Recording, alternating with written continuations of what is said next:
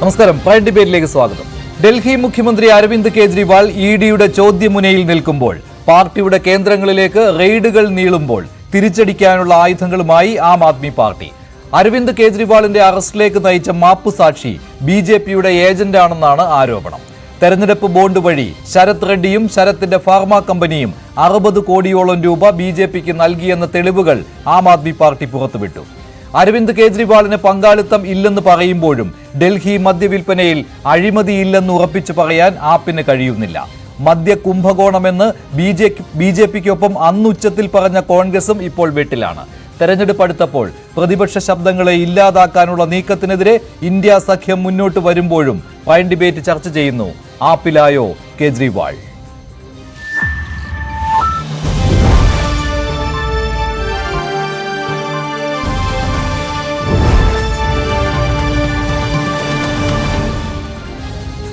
ഡിബേറ്റിൽ കോൺഗ്രസ് വക്താവ് ശ്രീ സേനാപതി വേണു, ബിജെപി വക്താവ് ശ്രീ ഉല്ലാസ് ബാബു, ആം ആദ്മി പാർട്ടി സംസ്ഥാന പ്രസിഡന്റ് വിനോദ് മാത്യു വിൽസൺ, രാഷ്ട്രീയ നിരീക്ഷകൻ ശ്രീ മിഥുൻ വിജയകുമാർ എന്നിവർ ചേരുകയാണ്. ആദ്യം ശ്രീ സേനാപതി വേണു, ഇതിപ്പോൾ ഈ പ്രതിപക്ഷ ശബ്ദങ്ങളെ ഇല്ലാതാക്കുവാനുള്ള ബിജെപിയുടെ തന്ത്രം എന്ന രീതിയിൽ പ്രചാരണം ശക്തമാക്കുവാനായിട്ട് നിങ്ങൾക്ക് കഴിയും.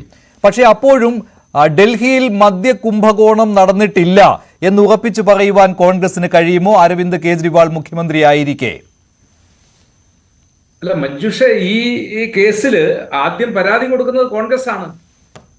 ഈ കേസുമായി ബന്ധപ്പെട്ട് പരാതി കൊടുക്കുന്നത് കോൺഗ്രസ് പാർട്ടിയാണ്. കോൺഗ്രസ് പാർട്ടിയുടെ ദില്ലി ഘടകത്തിന്റെ അധ്യക്ഷനാണ് ഇതിൽ പരാതി കൊടുക്കുന്നത്. ഇവിടെ ഇപ്പോഴത്തെ വിഷയം എന്താണ്? ഇവിടെ മഞ്ജുഷ, നമ്മൾ മനസ്സിലാക്കേണ്ടത് 16-ാം തീയതി തെരഞ്ഞെടുപ്പ് കമ്മീഷൻ രാജ്യത്ത് പൊതു തെരഞ്ഞെടുപ്പ് 18ാം ലോക്സഭയിലേക്കുള്ള പൊതു തെരഞ്ഞെടുപ്പ് അനൗൺസ് ചെയ്തു. 22-ാം തീയതി അരവിന്ദ് കെജ്രിവാളിനെ അറസ്റ്റ് ചെയ്യുന്നു. 16-ാം തീയതി തെരഞ്ഞെടുപ്പ് അനൗൺസ് ചെയ്യുന്നു. 16, 6, 22 6 ദിവസം കഴിയുമ്പോൾ അദ്ദേഹത്തെ അറസ്റ്റ് ചെയ്യുന്നു. അഴിമതിക്കെതിരെ ഗവൺമെന്റോ അല്ലെങ്കിൽ ഗവൺമെന്റിന്റെ ഏജൻസികൾ, അത് ഇ ഡി ആണെങ്കിലും ഇനിയിപ്പോ മറ്റേത് ഡിപ്പാർട്ട്മെന്റ്, SFIO ആണെങ്കിലും ഇൻകം ടാക്സ് ഡിപ്പാർട്ട്മെന്റ് ആണെങ്കിലും മറ്റേത് ഡിപ്പാർട്ട്മെന്റ് ആണെങ്കിലും അഴിമതിക്കെതിരെ അവർ നടപടിയെടുക്കുന്നതിനെ ഈ രാജ്യത്ത് ആരും ചോദ്യം ചെയ്യുന്നില്ല. പക്ഷെ ഇവിടുത്തെ സ്ഥിതി എന്താണ്? ഇവിടെ നമ്മുടെ രാജ്യത്തെ ഒരു ദേശീയ പാർട്ടി എന്ന നിലയിലേക്കാണ് ആം ആദ്മി പാർട്ടി. ഞങ്ങൾ ആം ആദ്മി പാർട്ടിയുടെ അഴിമതിയോ മറ്റു കാര്യങ്ങളോ ഒന്നും പിന്തുണയ്ക്കുന്നില്ല എന്ന് ആമുഖമായി പറഞ്ഞുകൊണ്ട് തന്നെ പറയട്ടെ. ഒരു തെരഞ്ഞെടുപ്പ് പ്രഖ്യാപനം നമ്മുടെ നാട്ടിൽ വന്ന് 6 ദിവസം കഴിയുമ്പോഴേക്കും രാജ്യത്തെ ഒരു ദേശീയ പാർട്ടിയുടെ അധ്യക്ഷനെ, അതല്ലെങ്കിൽ അതിന് നേതൃത്വം കൊടുക്കുന്ന ഒരാളെ, അദ്ദേഹത്തെ അറസ്റ്റ് ചെയ്ത് ജയിലിലടയ്ക്കുന്നു. ഇപ്പൊ അദ്ദേഹം 15 കൊല്ലമായി ഒരു സംസ്ഥാനത്തിന്റെ 15 കൊല്ലമല്ല 3 ടേമായി. 3ാമത്തെ ടൈമിൽ അദ്ദേഹം മുഖ്യമന്ത്രിയായിരിക്കുകയാണ്. അദ്ദേഹത്തിന്റെ പാർട്ടിയുടെ നേതാവാണ് ശ്രീ ഭഗവന്ത് മാൻ, പഞ്ചാബിലെ മുഖ്യമന്ത്രി. ഞാൻ മനസ്സിലാക്കുന്നിടത്തോളം ഏതാണ്ട് രാജ്യത്തുടനീളമായി ഏതാണ്ട് 110ഓളം MLA-മാരും 2 MP-മാരും 10 രാജ്യസഭാ അംഗങ്ങളും പല സംസ്ഥാനങ്ങളിലും നിയമസഭയിലൊക്കെ പ്രാതിനിധ്യമുള്ള ഒരു പാർട്ടി. നമ്മുടെ നാട്ടിൽ ഒരു ജനാധിപത്യ പ്രക്രിയ നടക്കുകയാണ്. 18ാം ലോക്സഭാ തെരഞ്ഞെടുപ്പ് നടക്കുകയാണ്. ആ ലോക്സഭാ തെരഞ്ഞെടുപ്പ് നടക്കുമ്പോൾ ആ തെരഞ്ഞെടുപ്പ് പ്രക്രിയകൾക്ക് നേതൃത്വം കൊടുക്കുന്ന രാജ്യത്തെ പ്രധാനപ്പെട്ട പാർട്ടിയുടെ നേതാവിന് നിങ്ങൾ അഴിമതിയുടെ കാര്യത്തിൽ ഇപ്പോ 9 സമൻസ് അദ്ദേഹത്തിന്റെ പേരിൽ അയച്ചു എന്നാണ് പറയുന്നത്. നിങ്ങൾ എന്തേ ആ കാലഘട്ടത്തിലൊന്നും അദ്ദേഹത്തെ അറസ്റ്റ് ചെയ്യാനുള്ള നടപടികൾ സ്വീകരിക്കാത്തത്? പക്ഷേ ശ്രീ സേനാപതി വേണു, തെരഞ്ഞെടുപ്പ് പെരുമാറ്റച്ചട്ടത്തിൽ ഒരിടത്തും ഏജൻസികളുടെ അന്വേഷണം നിർത്തിവെക്കണം എന്ന് പറഞ്ഞിട്ടില്ല. അങ്ങനെ ഒരു വ്യവസ്ഥയില്ല തെരഞ്ഞെടുപ്പ് പെരുമാറ്റച്ചട്ടത്തിൽ. അന്വേഷണം ഇവിടെ രാജ്യത്ത് നടക്കുന്ന അന്വേഷണങ്ങളെല്ലാം തെരഞ്ഞെടുപ്പ് പ്രമാണിച്ച് നിർത്തിവെക്കണം. തെരഞ്ഞെടുപ്പിന് ശേഷം റിസൾട്ട് വന്നതിന് ശേഷം മാത്രം ഈ ഡൽഹി മദ്യ കുംഭകോണത്തെ പറ്റി അന്വേഷിച്ചാൽ മതി എന്ന് പറയുന്നതിൽ എന്ത് ലോജിക്കാണുള്ളത്? മദ്യ കുംഭകോണം അവിടെ നടന്നു എന്നുള്ള കാര്യത്തിൽ നിങ്ങൾക്ക് ഇപ്പോഴും തർക്കമില്ലല്ലോ. അല്ല മഞ്ജുഷെ, ഞങ്ങൾക്ക് ഈ കാര്യത്തിലുള്ള ആക്ഷേപം എന്ന് പറയുന്നത് മദ്യ കുംഭകോണോ അഴിമതിയോ നടന്നിട്ടില്ല എന്നുള്ളതല്ല ഞങ്ങളുടെ ആക്ഷേപം. ഞങ്ങളുടെ ആക്ഷേപം രാജ്യത്തൊരു ജനാധിപത്യ പ്രക്രിയ നടക്കുമ്പോൾ ആ പ്രക്രിയയ്ക്ക് നേതൃത്വം കൊടുക്കുന്ന ഒരാൾ, അദ്ദേഹം ഇന്ത്യ മുന്നണിയുടെ ഒരു ഇനിയിപ്പോൾ ഇന്ത്യ മുന്നണി അല്ല എന്ന് തന്നെ കുത്തിക്കൂ, അദ്ദേഹം നമ്മുടെ രാജ്യത്തെ ഒരു ജനാധിപത്യ പ്രക്രിയയുടെ ഭാഗമായി മുന്നിൽ നിൽക്കുന്ന ഒരാളാണ്. നിങ്ങൾക്ക് ഒരു 30 ദിവസം കൂടെ എന്തുകൊണ്ട് ക്ഷമിച്ചുകൂടാ? അല്ലെങ്കിൽ ഒരു 40 ദിവസം കൂടെ ഈ തെരഞ്ഞെടുപ്പ് പ്രക്രിയകൾ പൂർത്തിയാകുന്നവരെ എന്തുകൊണ്ട് ക്ഷമിച്ചുകൂടാ? ഇല്ലെങ്കിൽ എന്തുകൊണ്ട് ഒരു 2 മാസം മുമ്പ് നിങ്ങൾക്ക് ഈ നടപടികളിലേക്ക് പോയിക്കൂടാ എന്ന് ചോദിച്ചാൽ ഇത് ഇപ്പോൾ വന്ന ഒരു നടപടി അല്ലല്ലോ. അരവിന്ദ് കെജ്രിവാളിന് സമൻസ് അയച്ചത് ഈ അറസ്റ്റിന് തൊട്ട് തലേന്നല്ല, അതിനു മുൻപ് 8 സമൻസുകൾ അയച്ചിരുന്നു. അവസാനം 9ാമത്തെ സമൻസിലും ഹാജരായില്ല. അവസാനം കോടതി അറസ്റ്റ് തടയാത്തത് അത് അവസരമായി കണ്ടുകൊണ്ടാണ് ഇ ഡി റിയാക്ട് ചെയ്തത്. അതുകൊണ്ടാണല്ലോ ഈ അറസ്റ്റ് നടന്നതും. അതല്ല എങ്കിൽ സമൻസിന് മറുപടിയായിട്ട് അദ്ദേഹം ഹാജരായിരുന്നുവെങ്കിൽ ഉണ്ടായിരുന്നില്ല, ചോദ്യം ചെയ്യലേ ഉണ്ടാകുമായിരുന്നുള്ളൂ. ചിലപ്പോൾ ചോദ്യം ചെയ്യൽ തൃപ്തികരമല്ലെങ്കിൽ അറസ്റ്റിലേക്ക് പോകുമായിരുന്നു. അപ്പോൾ ടൈമിംഗ് ഇതായിരുന്നു ഈ തെരഞ്ഞെടുപ്പിന് തൊട്ട് മുമ്പ് എന്ന് പറയുന്നതിൽ അർത്ഥമില്ല. കാരണം നേരത്തെ തന്നെ കാര്യങ്ങൾ തുടങ്ങി വെച്ചതായിരുന്നു. ശരി, ഞാൻ താങ്കളിലേക്ക് വരാം. ശ്രീ മിഥുൻ വിജയകുമാർ, സേനാപതി വേണുവിന്റെ ആർഗ്യുമെന്റിനെ താങ്കൾ എങ്ങനെയാണ് കാണുന്നത്? തെരഞ്ഞെടുപ്പ് ഘട്ടത്തിലാണ് അരവിന്ദ് കെജ്രിവാൾ അറസ്റ്റിലായിരിക്കുന്നത്. അതാണ് കോൺഗ്രസിനുള്ള പ്രശ്നം. അതെന്താണെന്ന് വെച്ചാൽ കോൺഗ്രസ് നേരത്തെ തന്നെ അരവിന്ദ് കെജ്രിവാൾ മുഖ്യമന്ത്രി സ്ഥാനം ഒഴിയണം, ഇതിൽ കേന്ദ്ര ഏജൻസിയുടെ അന്വേഷണം വേണം എന്നാവശ്യപ്പെട്ടുകൊണ്ട് ആദ്യം രംഗത്ത് വന്ന പാർട്ടിയാണ്.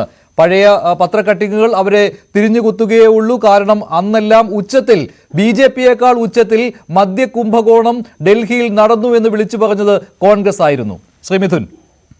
തീർച്ചയായും താങ്കൾ പറഞ്ഞത് ശരിയാണ്. ഞാൻ ഇപ്പോഴും കോൺഗ്രസിന്റെ ആ ഒരു പ്രസ് റിലീസ് നോക്കിക്കൊണ്ടിരിക്കുകയായിരുന്നു. കാരണം അതിൽ അവർ കൃത്യമായിട്ട് അജയ് മാക്കാന്റെ പേരിലാണ് ആ പ്രസ് റിലീസ്. അതിൽ പറയുന്നുണ്ട്, ED charge sheet or reports which have surfaced publicly clearly indict, അതായത് അദ്ദേഹം കുറ്റക്കാരനാണെന്ന് കാണിക്കുന്ന രീതിയിലാണ് എന്നാണ് ഇവർ തന്നെ പറയുന്നത്. അതിൽ അറ്റ്ലീസ്റ്റ് 100 കോടിയുടെ കിക്ക് ബാക്സ് വാങ്ങിയിട്ടുണ്ട് എന്നൊരു press release Congress officially release ചെയ്തിട്ടുണ്ട് ഈ വിഷയത്തിൽ ഫെബ്രുവരി 4, 2023. മാത്രമല്ല, ഇവിടെ കോൺഗ്രസിന്റെ പ്രതിനിധി സംസാരിച്ച ഒരുപാട് കാര്യങ്ങളുണ്ട്. അദ്ദേഹം മനസ്സിലാക്കേണ്ട ഒരു കാര്യം, ഈ വിഷയം കൃത്യമായിട്ട് കോടതി അഡ്ജൂഡിക്കേറ്റ് ചെയ്യുന്ന ഒരു വിഷയമാണ്. ഇതിൽ 9 സമൻസ് പോയി കഴിഞ്ഞിട്ടും അപ്പിയർ ആവാത്ത ഒരു വ്യക്തിയാണ്. 2013 അദ്ദേഹം ഇലക്ഷൻ രംഗത്തേക്ക് വരുമ്പോൾ അദ്ദേഹം പറഞ്ഞത് ആം ആദ്മി, അതായത് ഒരു സാധാരണ മനുഷ്യനാണ്, എനിക്ക് പ്രത്യേകിച്ച് പ്രിവിലേജസ് ഒന്നും വേണ്ട എന്ന് പറയുന്ന അരവിന്ദ് കെജ്രിവാൾ ഇന്നൊരു വളരെ എന്താ പറയുക പ്രിവിലേജ്ഡ് ആയിട്ട് ഒരു വ്യക്തിയായി മാറിക്കഴിഞ്ഞു. കാരണം അദ്ദേഹം ഒരു ആം ആദ്മിക്ക് ഇത്ര പ്രിവിലേജ് ഈ രാജ്യത്ത് കിട്ടുന്നുണ്ടോ? 9 സമൻസ് പോയിട്ടും അദ്ദേഹം അപ്പിയർ ആവുന്നില്ല, അദ്ദേഹം അതിനെ എന്താ പറയുക കെയർ ചെയ്യുന്നില്ല. അതുകൊണ്ടാണ് ഈ അറസ്റ്റ് നടക്കുന്നത്. ഇപ്പൊ നേരത്തെ താങ്കൾ തന്നെ ആ കാര്യം സൂചിപ്പിച്ചാണ് കൃത്യമായിട്ട്. അപ്പൊ എനിക്കിവിടെ പറയാനുള്ളത്, ഇവിടെ ഈ എന്താ പറയാ പൊളിറ്റിക്കൽ വിച്ച് ഹണ്ടിങ് നടക്കുന്നു എന്നൊരു ആരോപണമാണ് പലപ്പോഴും ഇങ്ങനത്തെ കേസുകൾ നമ്മൾ കാണുക. പക്ഷെ ഇത് ഒരു പൊളിറ്റിക്കൽ വിച്ച് ഹണ്ടിങ് എന്ന് പറഞ്ഞുകൊണ്ട് അതായത് ഇപ്പൊ ഈ ചർച്ചകളിലൊക്കെ നമുക്ക് കാണാം ഇതൊരു പൊളിറ്റിക്കൽ വിച്ച് ഹണ്ടിങ് ആണ് അരവിന്ദ് കെജ്രിവാളിനെതിരെ നടക്കുന്നത്. പക്ഷേ പൊളിറ്റിക്കൽ വിച്ച് ഹണ്ടിങ് ആരോപിച്ചുകൊണ്ട് 14 പ്രതിപക്ഷ പാർട്ടികൾ സുപ്രീം കോടതിയെ കഴിഞ്ഞ വർഷം സമീപിച്ചിരുന്നു. എന്നിട്ട് സുപ്രീം കോടതി ആ വിഷയത്തിൽ പറഞ്ഞത് എന്താണ്? അവരുടെ അപേക്ഷ ചവറ്റുകോട്ടയിലിട്ടുകൊണ്ട് സുപ്രീം കോടതി പറഞ്ഞത് politicians can't claim higher immunity എന്നാണ്. അപ്പോൾ ഇങ്ങനെയുള്ള ഒരു കാര്യത്തിൽ സുപ്രീം കോടതിയുടെ കൃത്യമായ വിധിയുണ്ട്. മാത്രമല്ല, ഈ പൊളിറ്റിക്കൽ വിച്ച് ഹണ്ടിങ് നടക്കുന്നു എന്ന് പറഞ്ഞാൽ ഒരു ചെറിയ കാര്യമല്ല. പക്ഷെ അവിടെ മറ്റൊരു പ്രശ്നമുണ്ട് ശ്രീ മിഥുൻ. ഈ പൊളിറ്റിക്കൽ വിച്ച് ഹണ്ടിങ് എന്നുള്ള ആരോപണം പ്രതിപക്ഷ പാർട്ടികൾ ഉന്നയിക്കുന്നതിന് ഏറ്റവും പ്രധാനപ്പെട്ട കാരണം അവർക്കെതിരെ അന്വേഷണം നടക്കുന്നു എന്നത് മാത്രമല്ല, BJP നേതാക്കൾക്കെതിരെ അന്വേഷണം നടക്കുന്നില്ല എത്ര ആരോപണം വന്നാൽ പോലും. ഇപ്പോൾ അതിന്റെ പൂർണ്ണ ലിസ്റ്റ് എന്തായാലും പുറത്തു വന്നതാണ്. എല്ലാ മാധ്യമങ്ങളും തന്നെ ഏകദേശം എല്ലാ മാധ്യമങ്ങളും പ്രസിദ്ധീകരിച്ചതുമാണ്. ED അന്വേഷണം ഈ BJP സർക്കാരിന്റെ കാലയളവിൽ ആർക്കൊക്കെ എതിരെ നടന്നു എന്ന്. അതിൽ എത്ര BJP നേതാക്കളുണ്ട്? അത് മാത്രമല്ല, അന്വേഷണം തുടരുന്ന ഘട്ടത്തിൽ BJP-യിലേക്ക് ചേർന്നവർക്കെതിരെ അല്ലെങ്കിൽ BJP സഖ്യത്തിലേക്ക് വന്നവർക്കെതിരെ അന്വേഷണം അവിടെ വെച്ച് നിലയ്ക്കുകയും ചെയ്തിട്ടുണ്ട്. അതാണ് ഈ പൊളിറ്റിക്കൽ ആയിട്ടുള്ള വേട്ടയാടൽ എന്ന് പറയുന്നതിന് കാരണം.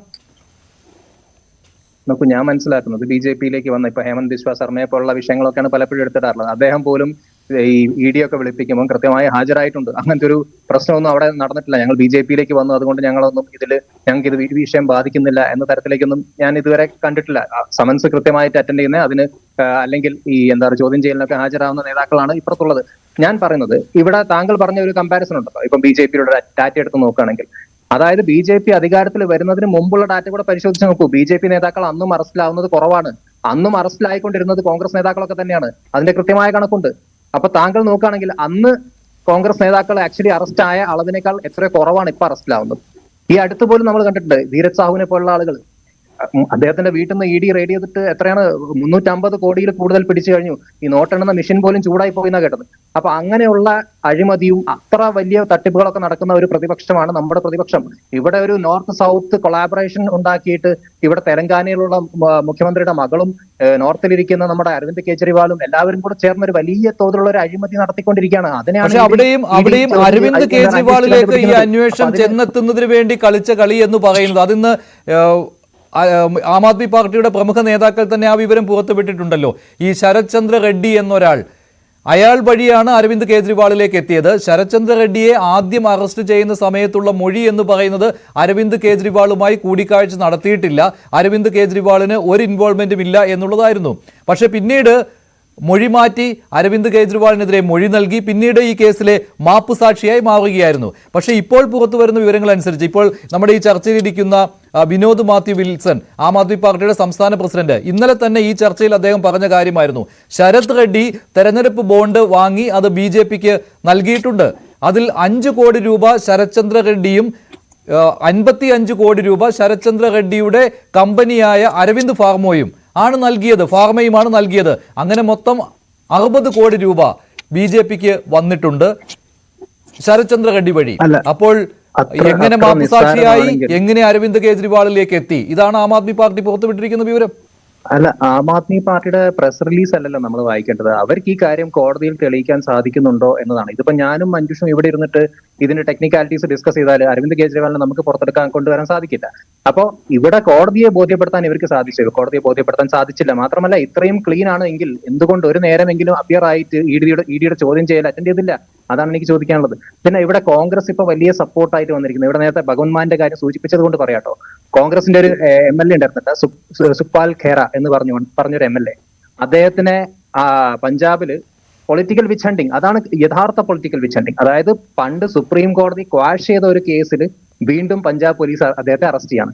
അതൊക്കെയാണ് പൊളിറ്റിക്കൽ വിച്ച് ഹണ്ടിങ് എന്ന് കോൺഗ്രസ് മനസ്സിലാക്കണം. കാരണം ആം ആദ്മി പാർട്ടിയുടെ അധികാര കേന്ദ്രമായിട്ടുള്ള പഞ്ചാബില് അവരുടെ തന്നെ സംവിധാനങ്ങൾ ഉപയോഗിച്ചുകൊണ്ട് പണ്ട് സുപ്രീം കോടതി ക്വാഷ് ചെയ്ത ഒരു കേസിലെ ഒരു കോൺഗ്രസ് MLA അറസ്റ്റ് ചെയ്യുകയാണ്.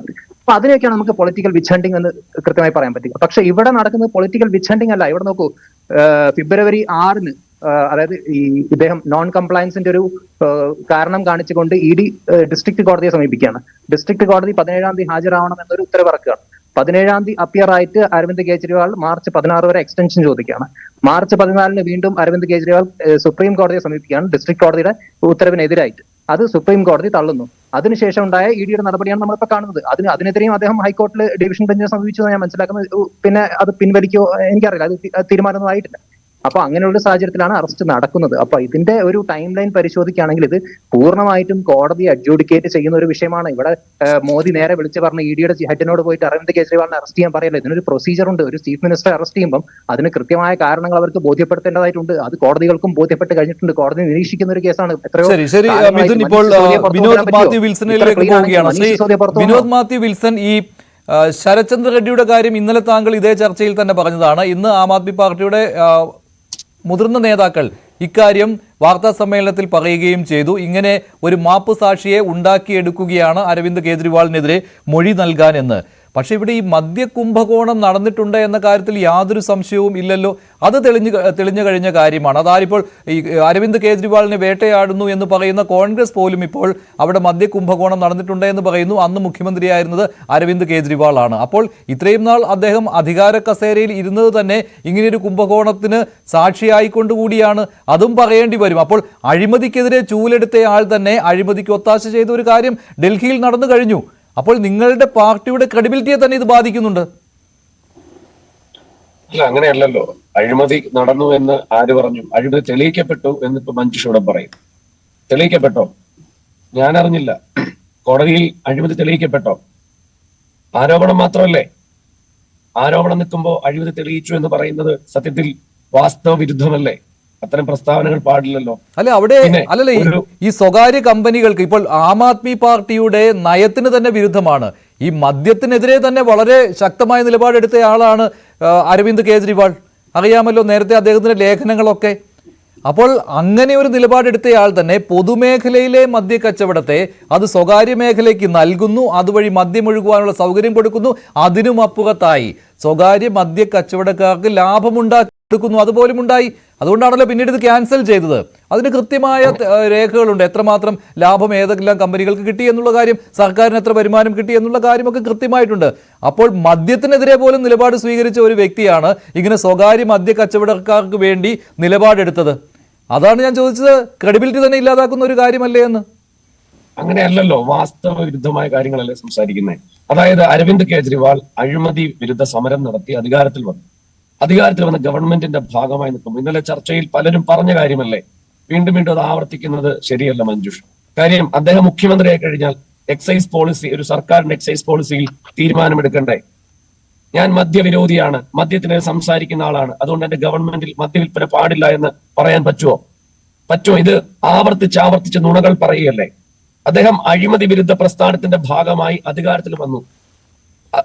ഈ പറയുന്ന ഇന്നലെ അണ്ണാ ഹസാരെ പറഞ്ഞ ഒരു സ്റ്റേറ്റ്മെന്റ് ഉണ്ട്. എന്താ? അഴിമതി വിരുദ്ധ ഭാഗമായിട്ടാണ് അദ്ദേഹം രാജ്യത്തിന്റെ പൊതുമേഖലയിൽ പൊതുസമൂഹം ശ്രദ്ധിക്കപ്പെടുന്നത്. അവസാനം ഇതൊരു രാഷ്ട്രീയ പാർട്ടി ആവണ്ട എന്ന് പറഞ്ഞ്, രാഷ്ട്രീയ പ്രസ്ഥാനത്തിലേക്ക് പോകണ്ട എന്ന് പറഞ്ഞ് BJPയുടെ ചട്ടുകമായി പ്രവർത്തിച്ച അണ്ണാ ഹസാരെ മാറിയപ്പോ, ഞാൻ ജനങ്ങൾക്ക് കൊടുത്ത, എനിക്ക് ജനങ്ങൾക്ക് വേണ്ടി പോരാടണമെങ്കിൽ, ജനങ്ങൾക്ക് വേണ്ടിയുള്ള പദ്ധതികൾ ചെയ്യണമെങ്കിൽ, രാജ്യത്ത് നന്മയുണ്ടാക്കണമെങ്കിൽ, ഒരു സ്റ്റേറ്റിനെ വെൽഫെയർ സ്റ്റേറ്റ് ആക്കി മാറ്റണമെങ്കിൽ പാർലമെന്ററി ജനാധിപത്യമുള്ള ഇന്ത്യയിൽ അധികാരത്തിൽ വരണമെന്ന തീരുമാനമെടുത്തതിന്റെ ഭാഗമായിട്ടാണ് ആം ആദ്മി എന്ന പാർട്ടി ഉദയം ചെയ്യുന്നത്. അദ്ദേഹം ഇപ്പോഴും നിൽക്കുന്നത് അഴിമതി വിരുദ്ധ മൂവ്മെന്റിന്റെ ഭാഗമായിട്ടല്ല എന്ന് ഈ സംഘപരിവാർ പൊട്ടന്മാരൊന്നും മനസ്സിലാക്കണം. അദ്ദേഹം മുഖ്യമന്ത്രിയാണ്. മുഖ്യമന്ത്രിയായ മനുഷ്യന് എക്സൈസ് പോളിസിയിൽ തീരുമാനമെടുക്കേണ്ടതായിട്ട് വരും. മുഖ്യമന്ത്രിയായ മനുഷ്യന് വനവുമായി ബന്ധപ്പെട്ട് തീരുമാനമെടുക്കേണ്ടി വരും.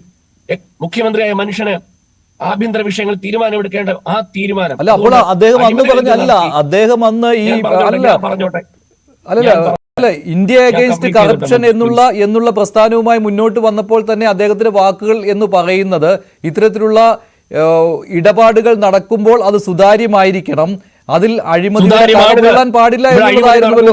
അത് മാത്രമല്ല അല്ലല്ല അദ്ദേഹത്തിന്റെ പ്രധാനപ്പെട്ട വാചകങ്ങൾ പിന്നെയും ഉണ്ട്. പലതരത്തിലുള്ള ലേഖനങ്ങളിലും അദ്ദേഹത്തിന്റെ വാചകങ്ങളുണ്ട്. ഇത്തരത്തിലുള്ള ഇടപാടുകൾ നടക്കുമ്പോൾ ഈ സ്വകാര്യ ഇടപാടുകാരുമായി മദ്യക്കച്ചവടക്കാരുടെ കാര്യം അദ്ദേഹം പ്രത്യേകം എടുത്തു പറഞ്ഞുകൊണ്ടുള്ള ലേഖനങ്ങളുണ്ട്. അതിൽ അദ്ദേഹം പറഞ്ഞത് ഇത്തരം ഇടപാടുകളിൽ അഴിമതിയുടെ കറകൾ പുരളുവാനുള്ള സാധ്യതയുണ്ട് എന്നാണ്. അപ്പോൾ ആ സൂക്ഷ്മത അദ്ദേഹം പുലർത്തിയില്ല ശ്രീ വിനോദ് മാത്യു വിൽസൺ.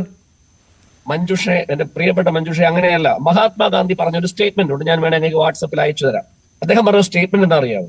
അദ്ദേഹം പറഞ്ഞത്, ഞാൻ ഒരു വിഷയത്തിൽ അഭിപ്രായം പറയുമ്പോൾ ആ വിഷയത്തിൽ ഞാൻ ഏറ്റവും അവസാനം പറഞ്ഞ അഭിപ്രായമായിരിക്കും ഞാൻ സ്റ്റാൻഡ് ചെയ്യുക. മഹാത്മാഗാന്ധി പറഞ്ഞതാണ്. എന്തെല്ലാം വിഷയങ്ങളിൽ അദ്ദേഹം അഭിപ്രായ വ്യത്യാസങ്ങൾ, പല വിഷയങ്ങളിൽ പല അഭിപ്രായങ്ങൾ അദ്ദേഹം മാറ്റിയിട്ടുണ്ട്. അതുകൊണ്ട് ജനിച്ച സമയം മുതൽ അഭിപ്രായമുണ്ട്, അത് മരണം വരെ പിടിച്ചുകൊണ്ട് നടക്കണമെന്ന് പറയുന്നത് ജനാധിപത്യ രാജ്യത്ത് പറ്റില്ല. അദ്ദേഹം പറഞ്ഞത്, ഒരു വിഷയത്തിൽ എന്റെ അഭിപ്രായം അവസാനം ഏതാണോ അതായിരിക്കും എന്റെ നിലപാടെന്ന. ഇവിടെ കേജ്രിവാൾ ഏത് അഭിപ്രായം മാറ്റിയേ? അദ്ദേഹം കയറി വന്ന അഴിമതി നടത്തിയോ? അദ്ദേഹത്തിന്റെ വീട്ടിലേക്ക് പൈസ കൊണ്ടുപോയോ? അങ്ങനെ പറഞ്ഞിട്ട് കാര്യമില്ല ശ്രീ വിനോദ്. അല്ലല്ല, അങ്ങനെ പറഞ്ഞിട്ട് കാര്യമില്ല. Deliberate and gross procedural lapses എന്ന് കോടതി തന്നെ ചൂണ്ടിക്കാണിച്ചിട്ടുള്ളതാണ്. ജാമ്യം പലതവണയായിട്ട് ജാമ്യം നിഷേധിക്കുന്ന സമയത്ത്, സിസോദിയുടെ ജാമ്യം നിഷേധിക്കുന്ന സമയത്ത് കോടതി തന്നെ ചൂണ്ടിക്കാണിച്ചിട്ടുള്ളതാണ്. അല്ല, ഞങ്ങളെ കൂട്ടമായിട്ട് ആക്രമിക്കുമ്പോൾ ഞങ്ങൾക്ക് പറയാൻ കിട്ടുന്ന അവസരം. അല്ല, താങ്കൾ പറഞ്ഞോളൂ. അല്ലല്ല, ഞാനത് താങ്കൾ അത്തരം ഒരു വാചകം പറഞ്ഞുകൊണ്ട് ഞാൻ ഇടപെട്ടതാണ്. താങ്കൾ പറഞ്ഞോളൂ. ഞാനത് പറഞ്ഞോട്ടെ. ഇവിടെ അഴിമതി നിരോധന നിയമം എന്ന് പറയുന്ന നിയമം 1998 പാർലമെന്റ് പാസ്സാക്കിയിട്ടുണ്ട്. അതിന്റെ ഭാഗമായിട്ടല്ലല്ലോ ഈ കേസ് എടുത്തിരിക്കുന്നത്. ഈ കേസ് എടുത്തിരിക്കുന്നത് 2002 PMLA ആക്ട് പ്രകാരമാണ്. PMLA ആക്ടിന്റെ പ്രത്യേകത എന്താ? ഇവരുടെ ഉദ്ദേശം, BJP സർക്കാരിന്റെ ഉദ്ദേശം എന്താണ്? PMLA ആക്ടിന്റെ ഏറ്റവും പ്രധാന പ്രശ്നം എന്ന് പറയുന്നത്, നമുക്ക് പോക്സോ നിയമം പോലെ, scheduled caste scheduled tribe prevention atrocity നിയമം പോലെ PMLA ആക്ടിന്റെ ഏറ്റവും വലിയ പ്രശ്നം, ഇതിൽ ജാമ്യ വ്യവസ്ഥ വലിയ ബുദ്ധിമുട്ടാണ്. ജാമ്യം ലഭിക്കില്ല. അതുകൊണ്ട് ജാമ്യം ലഭിച്ചില്ല എന്നുള്ളത് കൊണ്ട് അദ്ദേഹം കുറ്റവാളിയാണെന്ന് പറയുകയാണെങ്കിൽ ഇവിടുത്തെ നീതിന്യായ വ്യവസ്ഥയ്ക്ക് എടുത്ത് തോട്ടിക്കളയേണ്ട സമയം കഴിഞ്ഞില്ലേ? എത്രയോ സുപ്രീം കോടതി എത്രയോ കേസുകളിൽ പറഞ്ഞിരിക്കുന്നു ട്രയൽ വേഗത്തിൽ തീർക്കണം. ഇവരെന്താ ഈ കേസ് കുറ്റപത്രം സമർപ്പിക്കാത്തത്? ഇവരെന്താ പല കേസിൽ ഇപ്പോഴും പ്രതികളെ പിടിച്ച് ജയിലിലിട്ടിരിക്കുന്നത്? അപ്പൊ PMLA ആക്ടിന്റെ ഏറ്റവും വലിയ പ്രശ്നം ജാമ്യം കിട്ടില്ല. ഞാൻ ഒരു കാര്യം കൂടെ സൂചിപ്പിച്ചോട്ടെ. ഒരു ശരത്ചന്ദ്ര റെഡ്ഡി മാത്രമല്ല മഞ്ജുഷ്, അത് മനസ്സിലാക്കണം. ശരത്ചന്ദ്ര റെഡ്ഡി, ഇവര് പറയുന്നു മദ്യ കച്ചവടത്തിന് കൂട്ടാളിയായി നിന്നു. അതിന് ഈ പറയുന്ന ശരത്ചന്ദ്ര റെഡ്ഡിയെ ഒരു ആവർത്തി കൂടി പറയാം. ന്യൂസ് 18 പ്രേക്ഷകരുടെ ഇത് മനസ്സിലാക്കാൻ വേണ്ടിയാണ്. ശരത്ചന്ദ്ര റെഡ്ഡി എന്ന് പറയുന്ന മനുഷ്യനെ അറസ്റ്റ് ചെയ്തിട്ട് 100 കോടി രൂപ അദ്ദേഹം ലിക്വർ പോളിസിക്ക് ഇതിനു വേണ്ടി ലൈസൻസിന് വേണ്ടി പണം കൊടുത്തു എന്നായിരുന്നു ഈഡിയുടെ ആദ്യത്തെ കേസ്. ഈ പറഞ്ഞ ശരത്ചന്ദ്ര റെഡ്ഡി 100 കോടി രൂപ കൊടുത്തു എന്നായിരുന്നു കേസ്. അതിനുശേഷം അദ്ദേഹത്തെ അറസ്റ്റ് ചെയ്തു. അറസ്റ്റ് ചെയ്ത് 5 ദിവസങ്ങൾക്ക് ശേഷം നവംബർ 10 അറസ്റ്റ് ചെയ്യുന്നു. 15-ാം തീയതി 5 കോടി രൂപ അദ്ദേഹത്തിന്റെ ഫാർമ കമ്പനി ഇലക്ട്രൽ ബോണ്ട് വഴി BJPക്ക് കൊടുക്കുന്നു. അത് കൊടുത്തതിന് ശേഷം അദ്ദേഹത്തിന്റെ ജാമ്യാപേക്ഷ ED കോടതിയിൽ വരുന്നു. ഞാൻ ഇന്നലെ പറഞ്ഞതാണ്, ഒരാവർത്തി കൂടി പറയുന്നു. ED ആ ജാമ്യാപേക്ഷ എതിർത്തില്ല. PMLA ആക്ടിന്റെ ഏറ്റവും വലിയ പ്രശ്നം, ED എതിർത്താൽ ജാമ്യം കൊടുക്കില്ല. സാധാരണഗതിയിൽ ക്രിമിനൽ കേസിൽ പോലും പ്രോസിക്യൂഷൻ എതിർത്താൽ പോലും ജാമ്യം കൊടുക്കുന്ന സാഹചര്യമുണ്ട്. പ്രോസിക്യൂഷൻ എതിർത്താൽ പോലും കോടതികൾ പ്രോസിക്യൂഷനെ കേട്ടതിനു ശേഷം, രണ്ടുപേരെയും കേട്ടതിനു ശേഷം പ്രോസിക്യൂഷന്റെ എതിർപ്പ് ജഡ്ജ്മെന്റിൽ എഴുതിയതിനു ശേഷം ജാമ്യം കൊടുക്കുന്നുണ്ട്. പക്ഷെ PMLA ആക്ടിന്റെ ഏറ്റവും വലിയ പ്രശ്നം എന്ന് പറയുന്നത് എന്താണ്? ഒരു പ്രോസിക്യൂഷൻ എതിർത്താലും ജാമ്യം കിട്ടില്ല. പ്രോസിക്യൂഷൻ കോടതിയിൽ അഡ്മിറ്റ് ചെയ്യണം എന്ത് ഞങ്ങൾക്ക് ജാമ്യം കൊടുക്കാൻ തയ്യാറാണെന്ന്. ശരിയാണ്. അതറിയാവുന്ന കാര്യമാണ്. അത് തന്നെയാണ് ഈ രാഷ്ട്രീയ നേതാക്കൾക്കെതിരെയുള്ള ആരോപണങ്ങളിൽ കേന്ദ്ര ഏജൻസികളുടെയൊക്കെ അന്വേഷണം വരുമ്പോൾ സംഭവിക്കുന്നത്. ഇത് തന്നെയാണ് 2014 മുൻപ് അരവിന്ദ് കെജ്രിവാളും അണ്ണാ ഹസാരെയും ഒക്കെ ഇന്ത്യ എഗെയിൻസ്റ്റ് കറപ്ഷൻ എന്ന മൂവ്മെന്റിലൂടെ ചൂണ്ടിക്കാണിച്ചിരുന്ന പല അഴിമതികളിലും കണ്ടതും. ഈ 2Gയിലൊക്കെ പിന്നീട് അവസാനം വിധി വന്നപ്പോൾ എങ്ങനെയായിരുന്നു? അതേ പ്രസ്ഥാനത്തിലൂടെ BJPക്ക് അധികാരത്തിലെത്താൻ വഴി തുറന്നതിൽ ഏറ്റവും പ്രധാനപ്പെട്ട ഒരു മൂവ്മെന്റ് കൂടിയായിരുന്നല്ലോ അത്. 2014 മുമ്പ് BJP ഇത് യൂട്ടിലൈസ് ചെയ്തുവല്ലോ. അപ്പോൾ അന്ന് പറഞ്ഞ കാര്യങ്ങളും ഇതേ രീതിയിൽ തന്നെയായിരുന്നു നിയമം മുന്നോട്ട് പോയിക്കൊണ്ടിരുന്നത്. ശ്രീ വിനോദ് മാത്യു വിൽസൺ, കോടതികൾ ജാമ്യം കൊടുക്കാറില്ല, അങ്ങനെ ജയിലിൽ കിടന്നവർ എത്രയോ പേരുണ്ട്. മഞ്ജുഷ, ഞാൻ പറഞ്ഞ വന്ന പോയിന്റ് ഒന്ന് കംപ്ലീറ്റ് ചെയ്തോട്ടെ. കാരണം ഞങ്ങൾക്ക് കിട്ടുന്ന ഏക വേദി ഇതാണ്. ഞങ്ങളത് കംപ്ലീറ്റ് ചെയ്യും. ജനങ്ങൾ ഇത് അറിയണ്ടേ, സത്യം അറിയണ്ടേ. അപ്പൊ ശരത്ചന്ദ്ര റെഡ്ഡി എന്ന് പറയുന്ന, ഞാൻ അതിന്റെ അങ്ങയുടെ ഉത്തരം പറയാം. ശരത്ചന്ദ്ര റെഡ്ഡി എന്ന് പറയുന്ന മനുഷ്യന്റെ ജാമ്യം ED കൊടുക്കാൻ പറഞ്ഞു കൊടുത്തതിന് ശേഷം 2 തവണ നവംബർ 10-നും നവംബർ 28-ാം തീയതി 25 കോടിയും 25 കോടിയും കൊടുക്കുന്നു ശരത്ചന്ദ്ര റെഡ്ഡി. ഈ റെഡ്ഡി മാത്രമല്ല മഞ്ജുഷ്, മറ്റൊരു അപ്രൂവർ കൂടിയുണ്ട്. 2 മാപ്പ് സാക്ഷിയുടെ കാര്യമാണ് ഇന്നലെ കോടതിയിൽ പറഞ്ഞ്. ഒരു മാപ്പ് സാക്ഷി റെഡ്ഡി, ഇനി മറ്റൊരു റെഡ്ഡി കൂടിയുണ്ട്. അറിയാമോ അദ്ദേഹത്തിന്റെ റോൾ എന്താണെന്ന് അറിയാമോ? അദ്ദേഹത്തിന്റെ പേര് രാഘവ റെഡ്ഡി എന്നാണ്. അദ്ദേഹത്തെ 11-ാം തീയതി ഫെബ്രുവരി 2023-ലാണ് ED അറസ്റ്റ് ചെയ്യുന്നത്. ഇദ്ദേഹമാണ് മെയിൻ അക്യൂസ് എന്നായിരുന്നു കോടതിയിൽ EDയുടെ വാദം. രാഘവ റെഡ്ഡി, ഈ രാഘവ റെഡ്ഡിയാണ് മെയിൻ അക്യൂസ് എന്നായിരുന്നു EDയുടെ വാദം കോടതിയിൽ. ജൂലൈ 2023 അദ്ദേഹത്തിന് ജാമ്യം കിട്ടി. ആ റെഡ്ഡിയും പുറത്താണിപ്പോ. 8-ാം തീയതി സെപ്റ്റംബർ 2023 അദ്ദേഹത്തെ മാപ്പ് സാക്ഷിയാക്കി. അതിനുശേഷം 16-ാം തീയതി മാർച്ചിൽ അദ്ദേഹം TDPയിൽ ജോയിൻ ചെയ്തു. ഇപ്പൊ TDP NDAയുടെ ഭാഗമാ.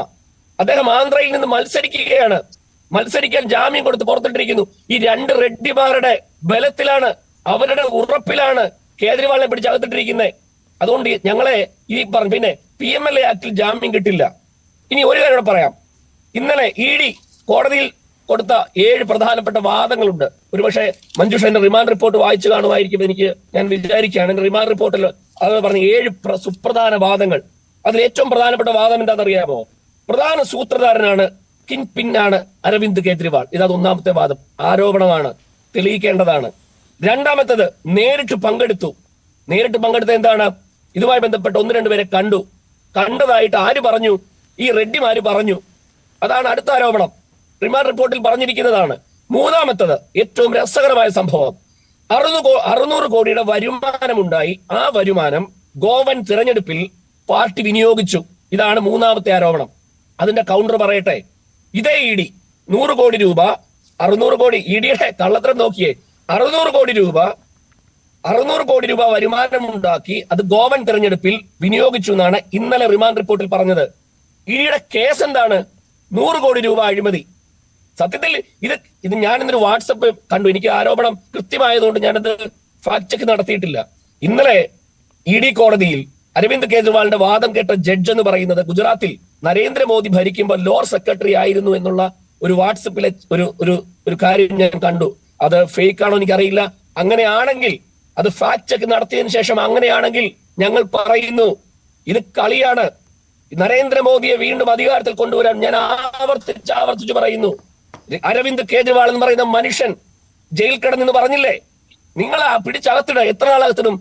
ഈ അരവിന്ദ് കെജ്രിവാളിനെ അകത്തിടുന്നതിനേക്കാളും അദ്ദേഹം പുറത്തു നിൽക്കുന്നതിനേക്കാളും ശക്തനാണ് അകത്ത് കിടക്കുന്ന അരവിന്ദ് കെജ്രിവാൾ എന്ന് ഇന്ത്യ കാണുന്നില്ലേ? പെട്ടില്ലേ? പരിവാറിന്റെ ശരിയാണ്. ഇന്ത്യ സഖ്യം ഒരുമിച്ച് ഈ അറസ്റ്റിനെതിരെ രംഗത്ത് വരികയും ചെയ്തു. കുറച്ചുകൂടി ശക്തി ആർജിക്കുവാൻ അവർക്ക് കഴിഞ്ഞിട്ടുമുണ്ട്. പക്ഷെ ഞാൻ പറഞ്ഞു വന്നത് എന്ന് പറയുന്നത്, ഈ ഡൽഹിയിൽ മദ്യ കുംഭകോണം നടന്നിട്ടില്ല എന്ന് നിങ്ങൾക്ക് പൂർണ്ണമായിട്ട് പറയാം. യെസ്, ഈ നടന്നിട്ടില്ല എന്ന ഒറ്റ വാചകത്തിൽ പറയാം. പക്ഷേ ഈ റെഡ്ഡിമാരുടെയൊക്കെ ഇടപെടൽ അവിടെ ഉണ്ടാകുവാനുള്ള കാരണം എന്താണ്? സ്വകാര്യ മേഖലയിലേക്ക് ഈ മദ്യ കച്ചവടം വന്നതാണ്. വിവിധ സോണുകളായി തിരിച്ച് മദ്യശാലകൾ അനുവദിച്ചതാണ്. ഇതുവഴി സർക്കാരിന് നേട്ടമുണ്ടായിട്ടില്ല. നേട്ടമുണ്ടായത് ആർക്കാണ്? ഈ സ്വകാര്യ മദ്യ കമ്പനികൾക്കാണ്. മറുപടിയുണ്ട്. കേരളത്തിൽ, തമിഴ്നാട്ടിൽ, കർണാടകയിൽ മദ്യവ്യാപാരം നടത്തുന്ന ആരാണ്? സർക്കാരാണ്. ഇപ്പൊ കേരള സ്റ്റേറ്റ് ബിവറേജ് കോർപ്പറേഷൻ അല്ലേ കേരളത്തിൽ? തമിഴ്നാട്ടിൽ അതല്ലേ? കോടാനുകോടി രൂപയല്ലേ ഇതിന്റെ ബിൽഡിങ്ങുമായി ബന്ധപ്പെട്ട് സർക്കാരിന് പണം കിട്ടുന്നേ? കേരളത്തിൽ അലിഗേഷൻ ഉണ്ടായതല്ലേ? ഡൽഹിയിലും അലിഗേഷൻ ഉണ്ടാകുമ്പോൾ നമ്മൾ എല്ലാവരും സർക്കാരുകൾക്കെതിരെ തന്നെ രംഗത്ത് വരും. ശ്രീ വിനോദ്, ഞാൻ കള്ള തെളിവുകൾ ഇ ഡി ഉണ്ടാക്കി എന്നുള്ള നിങ്ങളുടെ ആ ഒരു ആർഗ്യുമെന്റ് ഉണ്ടല്ലോ, അതിനെ സപ്പോർട്ട് ചെയ്യുന്നു. കാരണം ഈ ശരത് റെഡ്ഡിയുടെ പശ്ചാത്തലം സംശയകരമാണ്. പക്ഷെ അതോടൊപ്പം തന്നെ ഞാൻ പറയുന്നു, ഡൽഹിയിൽ മദ്യ കുംഭകോണം നടന്നിട്ടുണ്ട്. ഇതിനെ എതിർക്കുന്നത് ഇല്ല എന്ന് പറയുന്ന നിങ്ങൾ ഒറ്റ പാർട്ടി മാത്രമാണ്. അതാണ് പ്രശ്നം. ഇതേ പോളിസിയും എന്താ മഞ്ജുഷ, ഇതേ പോളിസിയും ഇതേ കാര്യങ്ങളും അല്ലെ പഞ്ചാബിൽ തുടരുന്നേ? അതെ, അവിടെയും ആരോപണമുണ്ട്. അവിടെ ആരോപണം അങ്ങോട്ട് വരികയല്ലേ ശ്രീ വിനോദ്? ആരോപണമല്ലേ? അതെ, ആരോപണമാണ്. ആരോപണം നേരിടേണ്ടി വരും. അപ്പോൾ അല്ല, ആരോപണം നേരിടേണ്ടി വരും ശ്രീ വിനോദ്. ആരോപണം ഭരണത്തിലിരിക്കുന്ന മുഖ്യമന്ത്രി നേരിടേണ്ടി വരും. കാരണം അദ്ദേഹത്തിന്റെ സ്വന്തം നിലപാടും അദ്ദേഹത്തിന്റെ പാർട്ടിയുടെ നിലപാടും സ്വകാര്യ കമ്പനികൾക്ക് നൽകില്ല എന്നുള്ളത് തന്നെയായിരുന്നു. അതിൽ അപ്രതീക്ഷിതമായിട്ട് തിരുത്തൽ വരുത്തിയത് അത് സർക്കാരിന് വരുമാനം ഉണ്ടാക്കാൻ എന്നുള്ള പേരിലാണ്. പക്ഷെ അതിന്റെ പേരിൽ സർക്കാരിന് വരുമാനം കിട്ടിയിട്ടില്ല. സർക്കാരിന് വരുമാനം കിട്ടിയിട്ടില്ല, സ്വകാര്യ കമ്പനികൾക്കാണ് കിട്ടിയത്. അതുവഴിയാണ് ഈ കൈക്കൂലി വന്നത്. സാമ്പത്തിക സർവേ 2023 സാമ്പത്തിക സർവേ റിപ്പോർട്ട് പ്രകാരം പുറത്തുവിട്ടതിൽ എക്സൈസ് പോളിസി നടത്തിയ 10 മാസത്തെ ആ കച്ചവടം മൂലം റവന്യൂ വരുമാനത്തിൽ കൂടുതൽ ഉണ്ടായി എന്ന് തന്നെയാണ് റിപ്പോർട്ട്. എന്തിനാ കള്ളം പറയുന്നേ? മദ്യവരുമാനത്തെ അതിന്റെ ഭാഗമായി കുറഞ്ഞൊന്നുണ്ടോ? മദ്യമാഫിയകളുടെ കയ്യിലായിരുന്നു, സർക്കാരിലേക്ക് വരുമാനം പോയിരുന്നില്ല. അതിന്റെ ഭാഗമായിട്ടാണ് വരുമാനം സർക്കാരിന് കൂടിയത്. അത് കണക്കല്ലേ? സർക്കാരിന്റെ കയ്യിൽ വെക്കുവാൻ കഴിഞ്ഞില്ല എന്ന ചോദ്യത്തിന് ഉത്തരം പറയേണ്ടി വരും. അതുകൊണ്ട് എന്നാ പിന്നെ അത് പിൻവലിക്കേണ്ട ആവശ്യം വരില്ലായിരുന്നല്ലോ, അത് നിർത്തേണ്ട ആവശ്യം വരില്ലായിരുന്നുവല്ലോ ഈ പരാതി ഉയർന്നു വന്നപ്പോൾ. 9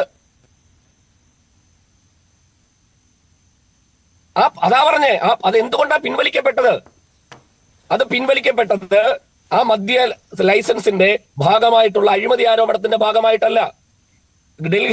ഡൽഹിയിലെ അധികാരികളെ ഉപയോഗിച്ച് കടകൾ റെയ്ഡ് ചെയ്യിപ്പിക്കുന്നു. ഇവർ ലൈസൻസ് കൊടുത്ത കമ്പനികളിൽ അനധികൃതമായി ഇഡിയും സിബിഐയും വേട്ട നടത്തുന്നു, അവരെ റെയ്ഡ് ചെയ്യുന്നു. കടകളിൽ നിന്ന് വലിയ തോതിലുള്ള രീതിയിലുള്ള ലൂട്ടിംഗ് നടക്കുന്നു. അവരെല്ലാ തരത്തിലും വേട്ടയാടാൻ ശ്രമിക്കുന്നു. കാരണം ഇത് മുഴുവൻ BJP-ക്കാരുടെ കയ്യിലായിരുന്നു. ഈ ലൈസൻസ് മുഴുവൻ സർക്കാർ ഭരിച്ച സമയത്ത് മദ്യമാഫികൾ അവരുടെ കയ്യിലായിരുന്നു. 2022 അതിഷി പറഞ്ഞതാണ്. അതിഷി എന്ന് പറഞ്ഞത് ഇപ്പോഴത്തെ മന്ത്രി പറഞ്ഞ സ്റ്റേറ്റ്മെന്റ് 2020-21 അവർ പറഞ്ഞതാണ്. ഡൽഹിയിലെ ഞങ്ങൾ ഇങ്ങനെ ലൈസൻസ് കൊടുത്ത് നല്ല രീതിയിൽ വ്യാപാരം നടക്കുന്ന സ്ഥാപനങ്ങളെ BJP, ED, പോലീസ് ഇത് മുഴുവൻ അവരുടെ കയ്യിലാണ്. കടകൾ റെയ്ഡ് ചെയ്യുന്നു, അനധികൃതമായി കേസുകൾ ഉണ്ടാക്കുന്നു. ഇതിന്റെ ഭാഗമായി പ്രശ്നങ്ങളായി. അത് മനസ്സിലാക്കണം. വേട്ടയാടി. പോലീസ് സംവിധാനം കയ്യിലില്ല. കേജ്രിവാളിന്റെ കയ്യിൽ പോലീസിംഗ് ഇല്ല. സഹായിക്കാൻ മറ്റു സംവിധാനങ്ങളില്ല. വളഞ്ഞിട്ട് ആക്രമിക്കാൻ ശ്രമിച്ചതിന്റെ ഭാഗമായി അവർ പരാതി കൊടുത്തു. ശരി, ഞാൻ ഒന്ന് ഇടപെടുകയാണ്. ശ്രീ സേനാപതി വേണു, നിങ്ങളാണ് ഈ കുഴപ്പമുണ്ടാക്കിയത്. ആം ആദ്മി പാർട്ടിക്കും അതുപോലെ തന്നെ അരവിന്ദ് കേജ്രിവാളിനുമെതിരെ ആദ്യം രംഗത്തെത്തിയത് BJP-ക്കൊപ്പം കോൺഗ്രസുമാണ്. അപ്പോൾ നിങ്ങൾക്കതിൽ നിന്ന് കൈ കഴുകാൻ പറ്റുകയില്ല. അവിടെ മദ്യനയത്തിൽ ഒരു പ്രശ്നവും ഉണ്ടായിട്ടില്ല, മദ്യ കുംഭകോണം നടന്നിട്ടില്ല എന്നാണ് ഇപ്പോഴും ആം ആദ്മി പാർട്ടി വാദിക്കുന്നത്. അതിലിപ്പോൾ അരവിന്ദ് കേജ്രിവാളിനെ കുടുക്കുന്നതിന് വേണ്ടി ശരത് ചന്ദ്ര റെഡ്ഡിയെ കൊണ്ടുവന്നത് വരെയുള്ള കാര്യങ്ങൾ ED ഉണ്ടാക്കിയതാണ്, അത് BJP-ക്ക് വേണ്ടിയാണെന്നാണ്. പക്ഷെ നിങ്ങൾ അതിൽ ഭാഗഭാക്കായി. കാരണം അരവിന്ദ് കേജ്രിവാളിനെതിരെ നിങ്ങളാണ് ആദ്യ ആരോപണം ഉന്നയിച്ചത്. മഞ്ജുഷേ, ചോദ്യം എന്നോടാണോ? അതെ മഞ്ജുഷേ, ഇതിന്റെ അകത്തൊരു കാലത്തിന്റെ കാവ്യനീതി കൂടിയുണ്ട്. അത് ഞാൻ എന്റെ സ്നേഹിതൻ ശ്രീ വിനോദ് മാത്യു വിൽസനെ ഓർമ്മപ്പെടുത്തുകയാണ്. അതായത് 2012-13 കാലഘട്ടത്തിൽ നമ്മുടെ ഡ്യൂപ്ലിക്കേറ്റ് ഗാന്ധി അണ്ണാ ഹസാരെ ഡൽഹിയിലെ രാംലീല മൈതാനത്ത് വലിയ ഷെഡൊക്കെ അടിച്ചു കെട്ടി അതിനകത്ത് കൂളറും മറ്റ് സംവിധാനങ്ങളും ഒക്കെ വെച്ച് ലോക്പാൽ ഇപ്പോൾ നടപ്പിലാക്കിയില്ല എങ്കിൽ ഞാൻ കെട്ടിത്തൂങ്ങി ചത്തുകളയും എന്നുള്ള രീതിയിലായിരുന്നല്ലോ അദ്ദേഹത്തിന്റെ സമരം. ആ സമരത്തെ പിന്തുണച്ചുകൊണ്ടാണ് BJP-യുടെ ഏജന്റന്മാർ എന്ന നിലയിലൊക്കെ അന്ന് അരവിന്ദ് കേജ്രിവാള്, അതുപോലെ തന്നെ നമ്മുടെ പ്രശാന്ത് ഭൂഷൺ, കിരൺ ബേദി ഇവരെല്ലാം രംഗത്ത് വരുന്നത്. അപ്പൊ ഇവര് മൂവ്മെന്റ് അഗൈൻസ്റ്റ് കറപ്ഷൻ അതായിരുന്നല്ലോ ഇവരുടെ ഒരു എന്താ പറയുക ജനങ്ങളോടുള്ള പ്രഖ്യാപനം. അതിൽ കൗതുകരമായ ഒരു കാര്യം, ഡോക്ടർ മൻമോഹൻ സിംഗിനെ പോലെ എന്താ പറഞ്ഞ ഇതുപോലെ സംശുദ്ധമായ പൊതുപ്രവർത്തന രംഗത്ത് പ്രതിച്ഛായുള്ള ഒരാളെ അദ്ദേഹത്തിനൊക്കെ നേരെയും ആ ഗവൺമെന്റിനെതിരെയും എത്രയോ വലിയ ആരോപണങ്ങളാണ് ഇവർ ഉന്നയിച്ചത്. അപ്പോ ആ ഘട്ടത്തിൽ ഇവർക്ക് വീണ് കിട്ടിയ മറ്റൊരു അവസരമായിരുന്നു നിർഭയയുടെ ക്രൂരമായ കൊലപാതകം. അപ്പൊ ഇതിനെയൊക്കെ ഫലപ്രദമായി വിനിയോഗിച്ചുകൊണ്ട് 15 കൊല്ലക്കാലം ഡൽഹിയിൽ അധികാരത്തിൽ നിന്ന് ഷീലാ ദീക്ഷിതിനെ പുറത്താക്കുന്നതിനും കോൺഗ്രസ് രാജ്യത്ത് മുഴുവൻ അഴിമതി നടത്തുന്നു എന്നുള്ള പ്രഖ്യാപനങ്ങളും പ്രചരണങ്ങളും ഒക്കെ നടത്തി ആ ഗ്യാപ്പിലാണ് ഇവരുടെ പാർട്ടി അധികാരത്തിൽ വന്നത്. ഇപ്പോ വന്നിരിക്കുന്ന ഒരു കാര്യം എന്തെന്ന് ചോദിച്ചാൽ, അഴിമതിക്കെതിരെ പോരാട്ടം നടത്തി വന്നിരുന്ന ആളുകളൊക്കെ ഇപ്പൊ അവരുടെ മേൽ അഴിമതി ആരോപണങ്ങൾ വരുന്നു എന്നുള്ളത് അത് അത്യന്തം എന്താ പറഞ്ഞ അതിന് ഖേദകരമായ ഒരു കാര്യമാണ്. കാരണം അങ്ങനെയൊന്നും ഉണ്ടാകാൻ പാടില്ലാത്തതാണ്. അത് ഇപ്പോൾ അരവിന്ദ് കെജ്രിവാൾ ആപ്പിനെ സപ്പോർട്ട് ചെയ്യുക എന്ന് പറഞ്ഞാൽ നിങ്ങൾ ഇരട്ടത്താപ്പ് നിലപാടെടുക്കുന്നു എന്നുള്ള ആരോപണവും വരും. ഞങ്ങളുടെ ഞങ്ങളുടെ അല്ല, ഒരു മിനിറ്റ്, ഞാൻ വഴങ്ങിത്തരാം. Thank you so much sir. ഞങ്ങൾ അഴിമതി ആരോപണം ഞങ്ങളുടെ മേലിൽ വന്നു എന്ന് പറഞ്ഞ സ്റ്റേറ്റ്മെന്റ് പറഞ്ഞല്ലോ സർ. ഇന്നത്തെ ഇന്ത്യൻ എക്സ്പ്രസ് അങ്ങ് വായിച്ചോ. 2G സ്പെക്ട്രം കേസ് വീണ്ടും പൊക്കിയെടുക്കാൻ പോവാ. 2G സ്പെക്ട്രം കേസ് അത് ആവിയായപ്പോ കേസാണ്, അതായത് ഇല്ലാത്ത കേസാണ്. അന്ന് ഞാൻ ആം ആദ്മി പാർട്ടിയിലില്ല, പക്ഷെ രാഷ്ട്രീയപരമായി ചിന്തിക്കുകയും സമൂഹത്തിൽ ഇടപെടുകയും ചെയ്യുന്ന സാഹചര്യത്തിൽ എനിക്കന്ന് മനസ്സിലായതാണ് കള്ളക്കേസായിരുന്നു. സർക്കാരിനെ അധികാരത്തിൽ പുറത്താക്കി കൊണ്ടുവന്ന കള്ളക്കേസ്. ഞങ്ങൾ അന്നും ഇന്നും ആം ആദ്മിയുടെ സ്റ്റേറ്റ് പ്രസിഡന്റ് ഞാൻ ഇന്നും പറയുന്നു, ആ കേസ് അന്ന് അഴിമതി ആരോപണം കൊണ്ടുവന്നപ്പോ മൻമോഹൻ സിംഗും ചിദംബരവും കേസ് കള്ളത്തരത്തിൽ പൈസ ഉണ്ടാക്കിയെന്ന് ആം ആദ്മിയുടെ സ്റ്റേറ്റ് പ്രസിഡന്റ് ഇന്നും പറയുന്നില്ല, അന്നത്തെ സാഹചര്യത്തിലും പറയാൻ ആഗ്രഹിക്കുന്നില്ല. കള്ളക്കേസായിരുന്നു. ആ കേസിൽ അഗ്നിശുദ്ധി വരുത്താൻ സാധിച്ചു. കള്ളക്കേസ് സുപ്രീം കോടതി പറഞ്ഞില്ലേ. ഞങ്ങൾ അങ്ങനെയാണ് സർ, ഞങ്ങൾ അങ്ങനെയാണ്. ഇന്ന് പക്ഷെ വീണ്ടും BJP നിങ്ങളെ വേട്ടയാടാൻ ആ കേസ് പൊക്കിക്കൊണ്ടുവരുന്നുണ്ട്. അഴിമതി ആരോപണം വരുമ്പോ അഴിമതിക്കാരാണെന്ന് പറയരുത് സർ. Thank you. അല്ല, അന്നും അഴിമതി ആരോപണമായിരുന്നുവല്ലോ എല്ലാവർക്കും എതിരെ. അന്ന് ഇന്ത്യ അഗേൻസ്റ്റ് കറപ്ഷൻ വന്ന സമയത്തും അഴിമതി ആരോപണമായിരുന്നു കൂടുതലും, അല്ലെ ശ്രീ സേനാപതി? അഴിമതി ആരോപണമായിരുന്നു പ്രധാനപ്പെട്ട ആരോപണം. 2G സ്പെക്ട്രം 1,76,000 കോടി. നമ്മൾ അതിന്റെ പൂജ്യം വിട്ട് പോയി കഴിഞ്ഞാൽ എവിടെ വരെ എത്തുമെന്ന് അന്ന് ചോദിച്ച ഒരു ചോദ്യമുണ്ട്. 1,76,000 കോടി.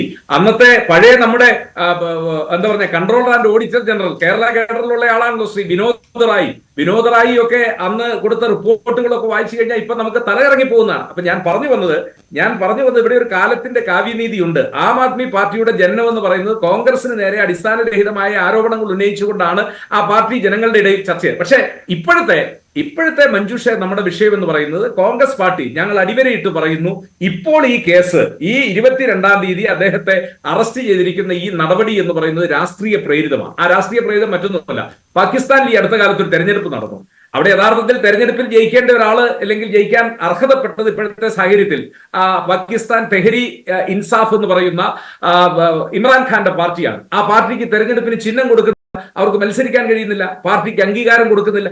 ഏതാണ്ട് അതിന് സമാനമായ ഒരു സ്ഥിതിവിശേഷമല്ലേ ഇവിടെ ഒരു തെരഞ്ഞെടുപ്പ് രാജ്യം പ്രഖ്യാപിച്ചു കഴിഞ്ഞ് 5 ദിവസമോ 6 ദിവസമോ കഴിയുമ്പോഴേക്കും രാജ്യത്തെ മുഖ്യ ഒരു രാഷ്ട്രീയ പാർട്ടിയുടെ നേതാവിന്, അപ്പൊ ഇപ്പം എന്റെ സ്നേഹിതൻ ഇവിടെ മിഥുൻ ചൂണ്ടിക്കാണിച്ചു, മിഥുനെ ഇതിനകത്തൊക്കെ രാഷ്ട്രീയമില്ല എന്ന് മിഥുനെ പോലുള്ള ആളുകൾ ചാനൽ ചർച്ചയിൽ ഇതൊക്കെ നിയമത്തിന്റെ പ്രക്രിയയാണ് അല്ലെങ്കിൽ കോടതിയുടെ നടപടികളാണ് എന്നൊക്കെ പറഞ്ഞാൽ നമുക്കൊരു ചാനൽ ചർച്ചയുടെ ഭാഗമായിട്ട് നമുക്ക് പറയാം. പക്ഷെ അതൊന്നുമല്ലല്ലോ ഇവിടുത്തെ സംഭവവികാസങ്ങൾ. ഞാൻ അങ്ങയോട് വിനീതമായിട്ട് ചോദിക്കുന്നു, ആദർശ് ഫ്ലാറ്റ് കുംഭകോണം അത് സൗത്ത് ബോംബെയിൽ കൊളാബ എന്ന് പറയുന്ന സ്ഥലത്ത് നേവി നഗറിൽ ഉണ്ടായതാണ്. ഞാനൊരു മുൻ സൈനികനായതുകൊണ്ട് എനിക്ക് അതിനെക്കുറിച്ച് വളരെ അടുത്ത സംഭവത്തെ കുറിച്ച് അറിയാം. 99-ൽ കാർഗിലിൽ വീരമൃത്യു വരിച്ച ജവാന്മാരുടെ വിധവകൾക്ക് വേണ്ടി ഫ്ളാറ്റ് പണിയുന്നതിന് വേണ്ടിയാണ്. അതിന്റെ അകത്തുനിന്ന് കുറെ ഫ്ളാറ്റ് അടിച്ചെടുത്തു എന്നാണ് ആരോപണമാണ്. എനിക്കറിയില്ല അതിന്റെ യാഥാർത്ഥ്യം. ഏതായാലും ആരോപണം നിലനിൽക്കുന്നു. ആ കേസിൽ എന്തുകൊണ്ട് ഇപ്പോ ഈ പറയുന്ന നമ്മുടെ അശോക് ചൗഹാൻ BJPയിലേക്ക് ചേർന്ന് കഴിഞ്ഞപ്പോൾ ആ കേസിനെ കുറിച്ച് ഒരു അന്വേഷണവും ഇല്ലല്ലോ. അപ്പൊ നിങ്ങളിത് വെറുതെ പറയുന്നതാണോ? ഈ അഴിമതിക്കെതിരെയുള്ള നിങ്ങളുടെ പോരാട്ടം അല്ലെങ്കിൽ ഗവൺമെന്റും EDയും നടപടി എന്ന് പറയുമ്പോൾ. രണ്ടാമത്തെ ഒരു കാര്യം ഞാൻ നിങ്ങളെ ഓർമ്മപ്പെടുത്തുന്നത് ശ്രീ അജിത് പവാറിന്റെ കാര്യമാണ്. ബാരാമതി എന്ന് പറയുന്ന ആണല്ലോ ഇവരുടെ ഒരു കേന്ദ്രം എന്ന് പറയുന്നത്. അവിടുത്തെ പഞ്ചസാര മില്ലുകൾ കർഷകർക്ക് അർഹതപ്പെട്ട പണം കൊടുക്കാതെ അവരെ കബളിപ്പിച്ചുകൊണ്ട് കോടാനുകോടികൾ, ആ കോടികളുടെ കണക്കൊക്കെ ഭയാനകമായ കണക്കാണ്, അതിൽപ്പെട്ടയാളാണ് അജിത് പവാർ എന്നാണ് എൻഫോഴ്സ്മെന്റ് ഡയറക്ടറേറ്റും അതുപോലെ തന്നെ BJP ഒക്കെ പറയുന്നത്. അദ്ദേഹം BJPയിൽ ചേർന്നു, കേസ് ഇല്ലാതാകുന്ന സ്ഥിതിവിശേഷം. അപ്പോ ഇത് വളരെ വളരെ കാൽക്കുലേറ്റഡ് ആയിട്ടുള്ള നടപടിയാണ്. പ്രതിപക്ഷം രാജ്യത്ത് ഉണ്ടാകാൻ പാടില്ല, അവരുടെ ശബ്ദത്തെ ഇല്ലായ്മ ചെയ്യുക. ഞാൻ വീണ്ടും ചോദിക്കുന്നു, ഞങ്ങളുടെ പാർട്ടിയുടെ അക്കൗണ്ടുകൾ മരവിപ്പിച്ചിരിക്കും. എന്താ കാര്യം? 99-ൽ സീതാറാം കേസരി AICC പ്രസിഡന്റ് ആയിരുന്നപ്പോൾ അന്ന് കണക്ക് കൊടുത്തില്ല. 2019 അന്നത്തെ AICC ട്രഷറർ കണക്ക് കൊടുത്തില്ല. ഞാൻ ചോദിക്കുന്നത് ഈ കണക്ക് BJPക്ക് ബാധകമല്ലേ? ഇവരെവിടെയാ കണക്ക് കൊടുത്തത്? തുടക്കത്തിൽ തന്നെ ഇക്കാര്യം പറഞ്ഞതാണ്. എന്തുകൊണ്ടാണ് BJP നേതാക്കൾക്കെതിരെ കേന്ദ്ര ഏജൻസികളുടെ അന്വേഷണം ഒന്നും വരാത്തത്, ആ പട്ടികയിലെങ്ങും BJP നേതാക്കൾ ഇല്ലാത്തത് എന്ന്? പക്ഷെ ഒരു കാര്യം, ഡൽഹി മദ്യ കുംഭകോണത്തിന്റെ കാര്യത്തിൽ കോൺഗ്രസ് നിലപാട് മാറ്റിയിട്ടില്ല എന്ന് താങ്കൾ പറയുന്നുണ്ട് സേനാപതി. പക്ഷേ അതിന്റെ ടൈമിംഗ് ഇപ്പോൾ അരവിന്ദ് കെജ്രിവാളിനെ ED വലയിലേക്ക് കൊണ്ടുവന്നതാണ് നിങ്ങൾ ചോദ്യം ചെയ്യുന്നത്. ശ്രീ ഉല്ലാസ് ബാബു, ശരി, ശ്രീ ഉല്ലാസ് ബാബു കൂടി ചേരുന്നുണ്ട്. BJP വക്താവ് ശ്രീ ഉല്ലാസ് ബാബു കൂടി ചർച്ചയിൽ വന്നിട്ടുണ്ട്. ശ്രീ ഉല്ലാസ് ബാബു, രണ്ട് കാര്യങ്ങളാണ് ഇവിടെ പറഞ്ഞത്. കോൺഗ്രസിന്റെ നിലപാട് സേനാപതി വേണു പറഞ്ഞു, കോൺഗ്രസിന്റെ നിലപാട് ഇപ്പോഴും അത് തന്നെയാണ്. ഡൽഹിയിൽ മദ്യ കുംഭകോണം നടന്നിട്ടുണ്ട്. കാരണം അവരാണല്ലോ BJPക്കൊപ്പം ആദ്യമേ. ഒരു മിനിറ്റ് കൂടി എനിക്കൊന്ന് തരണം മഞ്ജുഷ, ഒരു മിനിറ്റ് കൂടി. എന്താ പറയൂ? ഡൽഹിയില് 7 പാർലമെന്റ് മണ്ഡലമാണ് ഡൽഹിയിലുള്ളത്. ആ പാർലമെന്റ് മണ്ഡലത്തിൽ ഞങ്ങൾ ഒറ്റയ്ക്കും അരവിന്ദ് കെജ്രിവാളിന്റെ പാർട്ടി ഒറ്റയ്ക്കും മത്സരിക്കാനാണ് തീരുമാനമെങ്കിൽ ഇപ്പൊ ഈ നടപടി വരില്ല. ഞങ്ങൾ ഒന്നിച്ച് മത്സരിക്കാൻ തീരുമാനിച്ചു. ആ 7 സീറ്റിലും BJPക്ക് ജയിക്കാൻ. അതിനു മുൻപ് തന്നെ ഈ നടപടികൾ തുടങ്ങിയിരുന്നു കേട്ടോ. അതിനു മുൻപ് തന്നെ സമൻസും കാര്യങ്ങളൊക്കെ വന്നിരുന്നു. അത് മറ്റൊരു കാര്യം.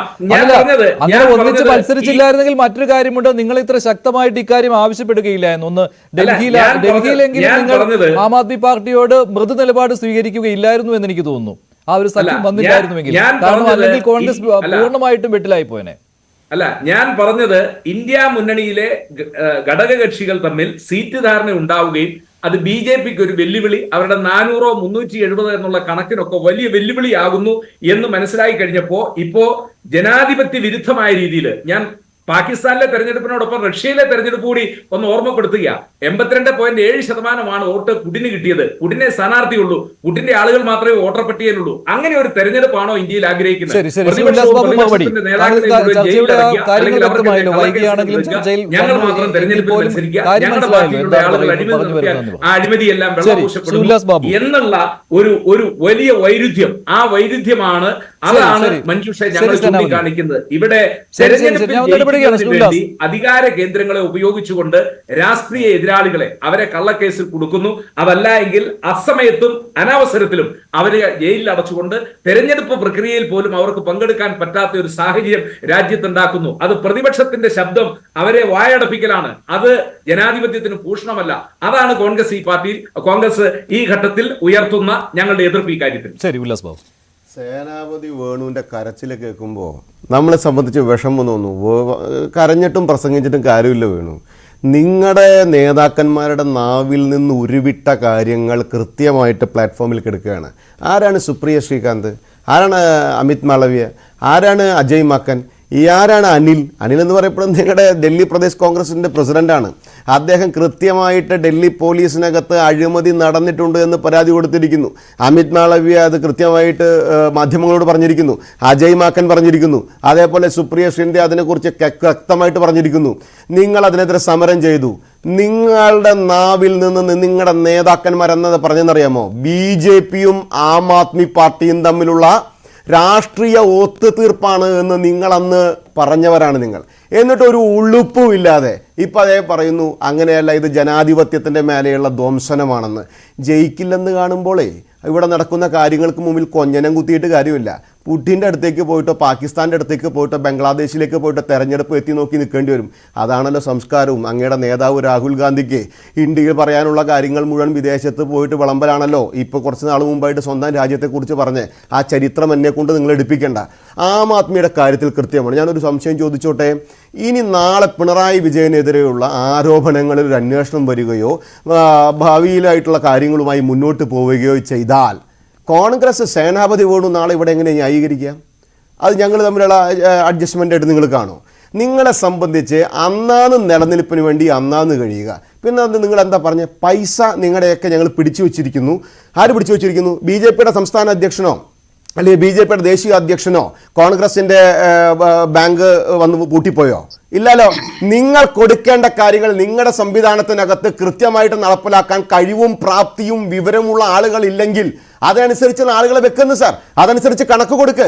ആ സിസ്റ്റം കൃത്യമായി കൈകാര്യം ചെയ്ത് കൈകാര്യം ചെയ്തിട്ട് അത് ചെയ്യാതെ അതിൻ്റെ വേണ്ട രീതികളും നിയമങ്ങളും വന്ന സമയത്ത് അതിന് ഞങ്ങൾക്ക് ട്രെയിൻ കയറാൻ കാശില്ല എന്ന് നോട്ട് നിരോധന സമയത്ത് പോക്കറ്റും കീറി വന്ന നാടകം കളിച്ച് രാഹുൽ ഗാന്ധി വന്ന് മൈക്കിൻ്റെ മുമ്പിൽ വിളംബരം നടത്തിയിട്ട് കാര്യമില്ല.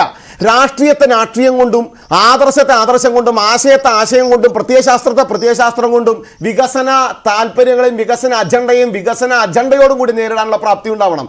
അതില്ലാതെ കൊഞ്ഞനം കുത്തിയിട്ട് കാര്യമില്ല. അരവിന്ദ് കെജ്രിവാളിൻ്റെ കാര്യത്തിൽ വളരെ കൃത്യമായ നടപടിയാണ്. എന്താ ED നടപടിയെടുത്തു എന്നല്ലേ നിങ്ങൾ പറയുന്നത്? അത് BJP നടപടി എടുത്തതല്ലോ. കേന്ദ്ര ഏജൻസി ആയിട്ടുള്ള ED നിയമ സംവിധാനത്തിന്റെ പരിപൂർണമായിട്ടുള്ള ഓരോ ഡയറക്ഷൻസിന്റെ അടുത്തിലാണ് പെരുമാറിയത്. എന്താ അവിടെ ഇന്ന് ഉയർന്നിരിക്കുന്ന സംശയം? അത് മാത്രമല്ല, അതിന്റെ തെളിവുകളും ആം ആദ്മി പാർട്ടി പുറത്തുവിട്ടിട്ടുണ്ട്. ഈ ശരത് ചന്ദ്ര റെഡ്ഡി എന്ന് പറഞ്ഞയാളാണ് മാപ്പുസാക്ഷി എന്ന നിലയിൽ ഈ കേസിലുള്ളത്. ആ ശരത് ചന്ദ്ര റെഡ്ഡിയുടെ കമ്പനിയായ അരവിന്ദ് ഫാർമ, ഇവർ രണ്ടുപേരും കൂടി 60 കോടി രൂപയാണ് തെരഞ്ഞെടുപ്പ് ബോണ്ട് വഴി BJPക്ക് നൽകിയിരിക്കുന്നത്. അപ്പോൾ എനിക്കൊരു ചോദ്യമുണ്ട്, എനിക്കൊന്ന് ചോദിക്കാൻ പറ്റുമോ? ചോദിക്കാം, ഒരു സെക്കൻഡ്. ആദ്യം മൊഴി കൊടുത്തിരുന്നില്ല അരവിന്ദ് കെജ്രിവാളിനെതിരെ, പക്ഷേ അതിനുശേഷമാണ് മൊഴി കൊടുത്തതും മാപ്പുസാക്ഷിയായതും. അതിനിടയ്ക്ക് ട്രാൻസാക്ഷനും നടന്നു. ഇതാണ് താങ്കളോടുള്ള ചോദ്യം. എന്താണ് വിനോദ്? ഉല്ലാസിനെ എനിക്ക് നേരിട്ട് പരിചയമുണ്ട്. ഞങ്ങൾ ഒരുമിച്ച് ലോ കോളേജിൽ പഠിച്ചവരാണ്. തൃശ്ശൂരിലാണ് ഉല്ലാസിന്റെ വീട്. നമസ്കാരം ഉല്ലാസ്. അതിനുശേഷം ഇപ്പോഴാണ് കാണുന്നത്, വർഷങ്ങൾക്ക് ശേഷം. അങ്ങ് EDയെ പറ്റി വല്ലാണ്ട് സംസാരിച്ചു, ED സ്നേഹത്തെ പറ്റി. അങ്ങ് തൃശ്ശൂരാണ്. എന്റെ ഒരു അറിവാണ്, പത്രമാധ്യമങ്ങളിൽ നിന്ന് വന്നതാണ്. ചോദ്യത്തിന് അങ്ങേക്ക് പറ്റുമെങ്കിൽ എന്റെ ഉത്തരം തരിക. ഈ ആങ്കർ ചോദിക്കാത്തതുകൊണ്ട് അങ്ങ് ഉത്തരം നൽകുന്നില്ലെങ്കിൽ വേണ്ട. സർ, കൊടകരയിൽ ഒരു കുഴൽപ്പണ കേസ് ഉണ്ടായി. 3 കോടി രൂപ 4 കോടി രൂപ കർണാടകയിൽ നിന്ന് കൊണ്ടുവന്ന കേസ് കൊടകരയിൽ വെച്ച് ഒരു വ്യാജ ആക്സിഡന്റ് ഉണ്ടാക്കി തട്ടിക്കൊണ്ടുപോയി.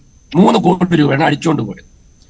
ആ കേസിൽ 19 സാക്ഷികൾ BJPയുടെ ആൾക്കാരാണ്. ആ കേസിൽ കുറ്റപത്രം സമർപ്പിക്കപ്പെട്ടിട്ടില്ല. ഇന്നലെ വന്ന വാർത്ത, അതായത് ഇൻവെസ്റ്റിഗേറ്റിംഗ് ഡയറക്ടർ ഒരു ദാസ്, അദ്ദേഹത്തിന്റെ പേര് അങ്ങനെയാണെന്ന് തോന്നുന്നു, അദ്ദേഹം പറഞ്ഞത്, ആദായ നികുതി ഓഫീസറാണ്, അദ്ദേഹം പറഞ്ഞത് പണം കണ്ടെടുത്തതായി അറിവില്ല, അങ്ങനെ ഒരു കേട്ടറിവ് പോലുമില്ല, പണം പോയതായിട്ട് ഒരു അറിവുമില്ല, അവിടെ പണം പോയതായി പറ്റി വാർത്ത ഞങ്ങൾ അറിഞ്ഞിട്ടില്ല എന്ന് പറയും. കേരള പോലീസ് ഇന്നതിന് കൗണ്ടർ ചെയ്തിട്ടുണ്ട്. അവർ പറഞ്ഞത് ആദായ വകുപ്പിനെയും എൻഫോഴ്സ്മെന്റ് ഡയറക്ടറിനെയും ഇലക്ഷൻ കമ്മീഷനെയും ഈ പണം പോയതായി അറിയിച്ചിട്ടുണ്ടെന്ന് പറഞ്ഞിട്ടുണ്ട്. ഇതിൽ നിങ്ങളുടെ BJP നേതാക്കന്മാർ 19 പേർ സാക്ഷികളാണ് ഈ കേസിൽ. ഈ കേസിൽ പണം പോയിട്ടില്ല എന്നൊരു ആരോപണം അല്ലെങ്കിൽ അങ്ങനെ ഒരു സത്യം അങ്ങേക്കുണ്ടോ? ഇനി ഒരു ചോദ്യം കൂടെ, ഇതുകൂടെ, നിയമസഭാ ഇലക്ഷനുമായി ബന്ധപ്പെട്ടായിരുന്നു അന്ന് ഈ പണം പോയതും വന്നതും. കുഴൽപ്പണമായിരുന്നു. നിങ്ങൾ കുഴൽപ്പണം കൊടുത്തു, ഗോവയിലേക്ക് കൊടുത്തു എന്നല്ല പറയുന്നേ. അപ്പൊ നിങ്ങളുടെ ഉദ്യോഗസ്ഥർ പറയുന്നു ഇതൊന്നും അറിഞ്ഞിട്ട് പോലും പണമൊന്നും പോയിട്ടില്ല എന്ന്. നിങ്ങളുടെ നേതാക്കന്മാർ കോടതിയിൽ പോയി പറയുന്നു ഞങ്ങളുടെ കാശ് പോയി. 19 പേര് സാക്ഷികളാണ്. എന്റെ ചോദ്യം ഇതാണ്, ഇതിൽ വസ്തുത വല്ലതും ഉണ്ടോ? ഇനി ഒരു കാര്യം കൂടെ, നിയമസഭാ തെരഞ്ഞെടുപ്പ് സമയത്ത് ശ്രീമതി ജാനു ശ്രീ സുരേന്ദ്രനുമായൊരു ഫോൺ സംഭാഷണം ഉണ്ടായിരുന്നു. എനിക്ക് 1 കോടി രൂപ വാഗ്ദാനം ചെയ്തു. അത് നിങ്ങൾ നിഷേധിച്ചു. എന്തായാലും ഞങ്ങളത് ന്യൂസ് ചാനൽ കേട്ടതാണ്. കെ സുരേന്ദ്രന്റെ മകന്റെ വിവാഹം അങ്ങേയറ്റം ആർഭാടമായിട്ടാണ് നടത്തിയത്. അരവിന്ദ് കെജ്രിവാൾ എന്ന് പറയുന്ന മനുഷ്യൻ റവന്യൂ സർവീസ് റിട്ടയർ ചെയ്ത മനുഷ്യനാണ്. പെൻഷനുണ്ട്, അദ്ദേഹത്തിന് ആസ്തിയുണ്ട്, കുടുംബപരമായി ഇതിന്റെ സംവിധാനങ്ങളുണ്ട്. പക്ഷെ അദ്ദേഹം ജീവിക്കുന്നത് വളരെ സിമ്പിൾ ആയിട്ടാണ്. അദ്ദേഹം വളരെ സിമ്പിൾ ആയിട്ട് ജീവിക്കുന്ന മനുഷ്യനാണ്. ഇന്നലെ ED കസ്റ്റഡി പോയപ്പോഴും ഒരു ഷർട്ടും ഒരു സാധാരണ ഷൂവും ഒരു പാന്റ് വിട്ടു പോയി. നിങ്ങൾ നേതാവിന്റെ മകന്റെ കല്യാണം ഞാൻ കണ്ടു. വലിയ ആർഭാടമായിരുന്നു. കേരളത്തിലെയും വിദേശത്തെയും വലിയ മനുഷ്യർ, വലിയ സാമ്പത്തിക സംവിധാനമുള്ളവരൊക്കെ വന്നു. എന്താ ഇതിന്റെയൊക്കെ വരുമാന സ്രോതസ്? എന്തായിരുന്നു സുരേന്ദ്രന്റെ? ഞാൻ ആ വ്യക്തി ആക്ഷേപിക്കുകയല്ല, ഒരു സംശയം ചോദിച്ചു, പബ്ലിക് ഡൊമൈനിലെ സംശയം. എന്താ സുരേന്ദ്രന്റെ? അപ്പൊ ഞാൻ പറഞ്ഞത്, കൊടകര കേസിൽ നിങ്ങളുടെ പണം പോയിട്ടില്ല എന്ന് കേസുണ്ടോ? സെലക്റ്റീവായിട്ട് അന്വേഷണം നടക്കുന്നു എന്നുള്ളതാണ്. ED സ്നേഹം, ED അറിഞ്ഞിട്ടില്ല കാശ് കൊണ്ടുപോയത്, എടുത്തോണ്ട് പോകണം. ശരി, ഉല്ലാസ്. മഞ്ജുഷിയുടെ ചോദ്യങ്ങൾ വല്ലതും ഉണ്ടെങ്കിൽ അതുകൂടി ചോദിച്ചാൽ കൃത്യമായിട്ട് കുറച്ച് സമയം വേണം. ബഹുമാനായിട്ടുള്ള ഞാൻ പറഞ്ഞ ശരത് ചന്ദ്ര റെഡ്ഡിയുടെ ചോദ്യമായിരുന്നു ഞാൻ ഉന്നയിച്ചത്. അപ്പൊ ശരത് ചന്ദ്ര റെഡ്ഡിയുടെ ചോദ്യത്തിന് വിൽസന്റെ ചോദ്യങ്ങൾക്ക് നീണ്ട ചോദ്യങ്ങളാണ്, പാരഗ്രാഫ് ചോദ്യമാണ്. വിനോദ് മാത്യു വിൽസണും ഉല്ലാസ് ബാബുവും രാഷ്ട്രീയ വിദ്യാഭ്യാസം തുടങ്ങിയത് തൃശ്ശൂർ ലോ കോളേജിൻ്റെ ഒരേ ഫ്ലോറിലായിരുന്നു. അന്ന് നിങ്ങൾ KSUവിൻ്റെ കൊടി പിടിക്കുന്നു, ഇന്ന് നിങ്ങൾ ആം ആദ്മി പാർട്ടിയുടെ കൊടി പിടിക്കുന്നു, നാളെ BJPയുടെ കൊടി പിടിക്കണമെന്ന് ഞാൻ ആഗ്രഹിക്കുന്നു. നിങ്ങൾ വരുമോണെന്ന് അറിയില്ല. രണ്ടാമത്തെ കാര്യം, നിങ്ങൾ ചോദിച്ച ചോദ്യം കൊടകര കുഴൽപ്പണ കേസ് BJP ആണോ അന്വേഷിക്കുന്നത്? എനിക്ക് മനസ്സിലാവില്ല. CPM ഭരിക്കുന്ന കേരളത്തിൽ CPMന്റെ പോലീസ് അന്വേഷിക്കാൻ അല്ല വിനോദം, ഞാൻ വിനോദ് സംസാരിച്ചപ്പോൾ ഞാൻ ഇടപെട്ടില്ല. CPM ഭരിക്കുന്ന കേരളത്തിൽ CPMന്റെ പോലീസ് അന്വേഷിച്ച് CPM-ന്റെ ആഭ്യന്തര വകുപ്പ് കൈകാര്യം ചെയ്യുന്ന കേരളത്തിലെ അവർ കൊടുക്കുന്ന അവർ കുറ്റപത്രം കൊടുത്തോ? അവർ ഇനി സാക്ഷികൾ 19 പേര് വെച്ചു. ഞങ്ങൾ അന്നും ഇന്നും എന്നും കൃത്യമായി നിലപാട് പറഞ്ഞിട്ടുണ്ട്. കൊടകര കുഴൽപ്പണവുമായി BJP-യെ കൂട്ടിക്കെട്ടാൻ നടത്തിയ ശ്രമം, അതിൻ്റെ പുറകെ ഇവരുടെ പോലീസിനെ വെച്ച് നടത്തിയ ശ്രമം, ക്രൈംബ്രാഞ്ചിനെ വെച്ച് നടത്തിയ ശ്രമം, എല്ലാ ശ്രമങ്ങളും ഇപ്പോൾ എവിടെ പോയി സാർ? നിങ്ങൾ പറഞ്ഞു 19 സാക്ഷികളെന്ന്. ആരെങ്കിലും BJP-കാർ പ്രതികളാണോ? ഇവിടെ നിങ്ങളുടെ രാഷ്ട്രീയത്തിൻ്റെ അഭ്യാസങ്ങൾക്ക് മുമ്പിൽ ഞങ്ങൾ അന്നും ഭയന്നിട്ടില്ല, ഇന്നും ഭയന്നിട്ടില്ല. കാരണം എന്താണെന്നറിയോ? ഞങ്ങൾ ഈ കേരളത്തിലെ മുഖ്യമന്ത്രി പറയുന്നത് പോലെ കനമില്ലാത്ത കച്ചവടം കൊണ്ട് നടക്കുന്നതുകൊണ്ടല്ല. ഞങ്ങളെ സംബന്ധിച്ച് കൃത്യമായി അന്നും ഞങ്ങൾ പറഞ്ഞു, ഞങ്ങളുടെ മടിയിൽ യാതൊരുവിധ ഭയപ്പെടാനുള്ള കാര്യങ്ങളുമില്ല. കൊടകര കുഴൽപ്പണം പോയിട്ടുണ്ട് എങ്കിൽ പോയവന് പോയി, അവരന്വേഷിച്ചോട്ടെ. അവിടെ BJP-യുടെ നേതാക്കന്മാരുടെ കോന്തലയിലാണ് കാശിൻ്റെ താക്കോലിരിക്കുന്നതെന്ന് പറഞ്ഞ് പ്രഖ്യാപിച്ച് വന്ന രാഷ്ട്രീയ നേതാക്കന്മാർക്കൊക്കെ നേരത്തെ വിനോദ് മാത്യു വിൽസൺ പറഞ്ഞ മറുപടിയിൽ കൃത്യതയുണ്ട്. എന്താ ചോദിച്ചോട്ടെ, കേരള സർക്കാരിനെ ഞാൻ ചോദിച്ചോട്ടെ, കേരള സർക്കാരിനെതിരെ ആരോപണം വന്ന സമയത്ത് കേരള സർക്കാർ കൃത്യമായിട്ട് വാറോല എഴുതി കൊടുത്തല്ലോ. CBI വരണം, കേന്ദ്ര ഏജൻസികൾ വരണം. പിണറായി വിജയന് വാറോല എഴുതി കൊടുക്കാമല്ലോ, ഇവരുടെ നേതാക്കന്മാർക്ക് ആവശ്യപ്പെടാമല്ലോ. ആരുവേണമെങ്കിൽ അന്വേഷിച്ചോട്ടെ മഞ്ജുഷേ. ഞങ്ങൾക്ക് കൃത്യമായിട്ടുള്ള നിലപാടുള്ള കാര്യമാണ്. ഞങ്ങൾക്ക് ബന്ധമില്ലാത്തൊരു കാര്യത്തിൽ ഞങ്ങളെ കൂട്ടിക്കെട്ടാൻ ശ്രമിച്ചപ്പോഴും ഞങ്ങൾ ധീരതയോടെ നേരിട്ടുണ്ട്. പിന്നെ വിനോദ് മാത്യു വിൽസൺ പറഞ്ഞ പോലെ മുഷിഞ്ഞ ഷർട്ടും കറുത്ത പാൻറ്റും അല്ലെങ്കിൽ ചളിപുരണ്ട ചെരുപ്പും എന്നായിരിക്കില്ല ചിലപ്പോൾ ഇട്ടിട്ടുണ്ടാവും. അത് ഞാൻ ശ്രദ്ധിച്ചിട്ടില്ല. അപ്പോൾ ഞങ്ങളുടെ നേതാക്കന്മാർ ചോദ്യം ചെയ്യാൻ പോകുന്ന സമയത്ത് മുഷിഞ്ഞ ഷർട്ടാണ് ഇട്ടെന്നുള്ളത് അതൊന്നും രാഷ്ട്രീയത്തിൽ അത്ര വാല്യൂ ഉള്ള കാര്യങ്ങളല്ല സാർ. ആരോപണ വിധേയനായിട്ടുള്ള നേതാവ് അത് അധികാരത്തിലിരിക്കുന്നുണ്ട് എങ്കിൽ അധികാരത്തിലിരിക്കുന്നവർ മാറി നിന്ന ആരോപണങ്ങൾ ഞാൻ ചെയ്തിട്ടില്ല എന്ന് ഉറപ്പ് വരുത്തിയതിനു ശേഷം തിരിച്ചു വരണമെന്ന് ഉറക്കെ പ്രഖ്യാപിച്ച് സമരം ചെയ്ത ചരിത്രമുള്ളവനാണ് നിങ്ങളുടെ അരവിന്ദ് കെജ്രിവാൾ. അവനവന്റെ കാര്യം വന്ന് ഈ ആരോപണം വന്ന സമയത്ത് കോടിക്കണക്കിന് ഉറുപ്പിയുടെ കച്ചവടം നടത്തിയെന്ന് അറിഞ്ഞപ്പോ നിങ്ങൾക്കെന്താ ആ പഴയ വാക്കുകൾ വിഴുങ്ങിപ്പോയോ? ഒരു കൊല്ലം 11 മാസവുമായിട്ട് നിങ്ങളുടെ മുഖ്യമന്ത്രിയുടെ കൂടെയുള്ള അനിയൻ എന്താ ഉപമുഖ്യമന്ത്രി എടുക്കല്ലേ? എന്താ സുപ്രീം കോടതി നിങ്ങൾ പറഞ്ഞത്? എന്താ ഹൈക്കോടതി നിങ്ങൾ പറഞ്ഞത്? ഹൈക്കോടതിയിൽ പോയിട്ട് നിങ്ങൾ മാപ്പപേക്ഷിച്ചില്ലേ? എന്നെ ചോദ്യം ചെയ്യരുതെന്ന് അരവിന്ദ് കെജ്രിവാൾ പറഞ്ഞില്ലേ? എന്തടിസ്ഥാനത്തിലാണെന്ന് എന്നെ ചോദ്യം ചെയ്യരുതെന്ന് പറഞ്ഞത്? ഈ കേരളത്തിലെ അല്ലെങ്കിൽ ഇന്ത്യക്കകത്തെ ഒരു മുഖ്യമന്ത്രി എന്ന് പറയപ്പെടുന്നത് നിയമത്തിന് മേലെയാണെന്ന് നിങ്ങൾ കരുതിയോ? അപ്പൊ നിങ്ങൾക്ക് ഭയമുണ്ട്, ഒളിച്ചു വെക്കാൻ കാര്യമുണ്ട്. നിങ്ങൾ കോടതിയെ പോലെ തന്നെ അന്വേഷണ ഏജൻസിയെ ഭയപ്പെടുന്നു. അപ്പൊ നിങ്ങൾ കോടതിയിൽ പോയി പറഞ്ഞു ചോദ്യം ചെയ്യരുത്. ഞാൻ പറഞ്ഞിട്ട് പറയാലോ, വിനോദിന്റെ പ്രസംഗം കേൾക്കാനല്ലോ, വിനോദ് കാര്യം കേൾക്ക്, വിനോദ് കാര്യം കേൾക്ക്. ഞാൻ നിങ്ങൾ പറഞ്ഞ സമയത്ത്, നിങ്ങൾ ആരോപണം ഉന്നയിച്ച സമയത്ത് കൃത്യമായി പറഞ്ഞില്ലേ, എന്റെ സംസ്ഥാന അധ്യക്ഷന്റെ കല്യാണത്തെ ഒരു ചുക്കും ചുണ്ടാൻ അറിയാത്ത വിനോദ് വേഷം കെട്ട് കാണിച്ച സമയത്തും ഞാൻ മിണ്ടാതിരുന്ന എന്റെ സംസ്കാരം അത് താങ്കൾ കാണിക്കണമെന്നാണ് ഒരു സുഹൃത്ത് എന്ന രീതിയിൽ എനിക്ക് പറയാനുള്ളത്. അത് മഞ്ജുഷ ഇടപെടേണ്ട കാര്യമാണ്. ഞാൻ പറയാനുള്ള കാര്യങ്ങൾ കേൾക്കാനുള്ള മനസ്സുണ്ടെങ്കിൽ നിങ്ങൾക്ക് എന്നോട് ചോദ്യത്തിനുള്ള ഉത്തരം കഴിയട്ടെ. വിനോദ് ആ ചോദ്യത്തിനുള്ള ഉത്തരം കഴിയട്ടെ. 2 കാര്യങ്ങൾ കൂടി ഉല്ലാസ് മറുപടി പറയും. ഒന്ന്, കെ സുരേന്ദ്രന്റെ മകന്റെ വിവാഹ കാര്യമാണ്. അത് അങ്ങനെ ഒരു ആരോപണം വിനോദ് ഉന്നയിച്ചതുകൊണ്ടാണ്. 2, ഈ ശരത്ചന്ദ്ര റെഡ്ഡി എങ്ങനെ BJP-യുടെ ഏജന്റായി എന്നതിനെ കുറിച്ച്. അതൊക്കെ അതിനു മുന്നേ എന്റെ പറഞ്ഞ കാര്യങ്ങളൊന്ന് പറഞ്ഞോട്ടെ. അതിന്റെ ഇടയിൽ വിനോദ് കെ സുരേന്ദ്രന്റെ വിഷയമാണ്. മറ്റേതിൽ താങ്കൾ മറുപടി പറഞ്ഞു ഇല്ല മഞ്ജുഷേ, മറുപടി കഴിഞ്ഞിട്ടില്ലല്ലോ. വിനോദിന്റെ അഭ്യാസം എന്ന് പറയപ്പെടുന്നത് ഞാൻ പറയുന്ന കാര്യങ്ങൾ പ്രേക്ഷകൻ കേൾക്കരുത് എന്ന ഉദ്ദേശ ലക്ഷ്യമാണ്. അത് രാഷ്ട്രീയമാണ്. ആ രാഷ്ട്രീയത്തിന് എനിക്ക് മറുപടി പറയണ്ടേ? ഹൈക്കോടതിക്കകത്ത് എന്നോട് ചോദ്യം ചെയ്യരുത് എന്ന് അരവിന്ദ് കെജ്രിവാൾ കൈക്കൂപ്പി പറഞ്ഞപ്പോൾ ഹൈക്കോടതി ചോദിച്ചത് എന്താ? ചോദ്യം ചെയ്താൽ എന്താ തെറ്റ്? എന്നെ അറസ്റ്റ് ചെയ്യുമെന്ന് ഇത്യാദി അറസ്റ്റ് തടയണം. ഹൈക്കോടതി തടഞ്ഞോ?